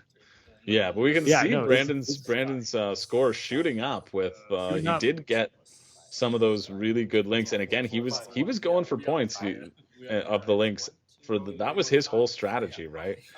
For sure. So he was at 31. He's currently at 69. So you go to 72. Just making a run. 76. 82. 82 and two more. 89. More over here. 93. Oh, no, 94. 94, 63 points in rails. That's a pretty monstrous rail score. Yeah. And if the other players were scoring 20, 30 points in rails, Mm-hmm. could make the difference. But I think we're going to see my guess is scoring 40, 50. Yeah, that feels close. Brandon definitely has the lead in the rails, but his infrastructure, I don't know if it's enough. Although, to be fair, both George and Brandon were able to get that pottery on the board, which is worth that 10 points. That's true. Plus some more additional beer. So there's a potential too, because Yuka did develop away that beer. We thought he was doing it for the coal, and it certainly seemed to do it for the coal, but he never touched that coal. Yeah, he never played that coal out. George just enjoyed playing out the coal, and Yuka was just very opportunistic in this rail, like grabbing free coal, grabbing free beer. Yeah. And he managed to grab all this free beer and still build all of his beer. Yeah. Which is a monstrous play when you think about it. Absolutely. And we saw all that without beer overbuilds, right? Mm-hmm. They just actually used every spot on the board, but almost every spot that was a dual space ended up becoming a beer space. Not every single one, but nearly every single one. And we see Yuka hit 99, so from 42 to 99, that's 57. Yep. Which is also an incredible score, considering Brandon had 2 more rails than Yuka and only got 5 more points in rails than Yuka. George sitting at 82 right now. He was at 39. So a solid 43 for rails from George, but trailing behind in that capacity. Yep. We're scoring George's buildings first. 10, 20, 30, 40, 50, 65. 65 points in buildings for George. So that's 147 total? Yeah, sitting in at 147. Which in a 4-player game would be a winning score. Yeah. So this is 10. This might be Brandon's comeback. Could he get over George right here because of that huge rail disparity? Brandon had 20 points on George in rails. Yeah, that's a huge difference. He may have actually done exactly that. 151. Brandon jumps over George. Wow. So if George had been able to build that second pottery, he gets second place. Or the third pottery, however you want to look at it. Yeah. This is 11 plus 9, that's 20. Well, it depends where Yuka lands, but it looks like we're just racking in those. 50, 70, 75. 75 points in building from Yuka, giving him a total 174. Wow. Yeah. 174 to 151 to 149 as the players shake hands and congratulate each other. Yeah. Well, he said he was in good position, and he said sometimes he drops the ball, but this wasn't one of those instances. This was not one of those times. Almost 13. This was wow. This was an exciting game from the cotton. From the cotton, no cotton was played the whole game. Not a single cotton was developed out of this whole board. There's a lot of naked people in England, but they all have a lot of stuff. They have so many manufactured goods. A couple of them are reenacting the scene from Ghost with their pottery, and they're enjoying their iron and their coal. But Yuka, The Iron Giant 'Cause it's gonna be a game is that- our WSBG Brass Birmingham 2023 World Champion. Congratulations to Yuka. And congratulations to the whole table. Really, that was such a good game. Yeah, Like, amazing stuff. like I feel Yuka was able to really capitalize, but it's a game of inches, right? It really could have gone either way. He was in the right place at the right time and was able to capitalize on that, making some real clutch plays and putting the pressure on them all. Yeah, you don't normally expect going second a whole bunch to be the thing that works out, but this was the game where that was the case. Yeah. So that's it. That's it for our coverage on the World Series of Board Gaming Brass Final. Make sure that you go check out Phoenix if you want more commentary from Nick Henning. Nick, you've done how many now? All of the ones that were live streamed from the tournament you've covered. Yeah, we did all the ones in 2022, Mm-hmm. and I think we're up to like 6 from this year. And yeah, I also just do live playthroughs and things like that. So if you're looking to brush up on your strategy for these games, particularly for the WSBG, come check out the channel. Yeah, I appreciate it. 100%. It's a great channel. It's been lovely commentating with you, Nick. It's been so thrilling. And to those of you who want to participate, who think that they have what it takes to win one of these championship rings, you can come to WSBG 2024 in September. And if you get your tickets before December 31st, you can save $100 off your stay and play ticket. You lock in your hotel room because hotels are expensive and our block makes them a lot cheaper. And then you lock in your spots and you lock in your pass for fun. Exactly. Yeah, thank you so much, Nick, for joining. Thank you, everybody, for watching. And we will all see you next time.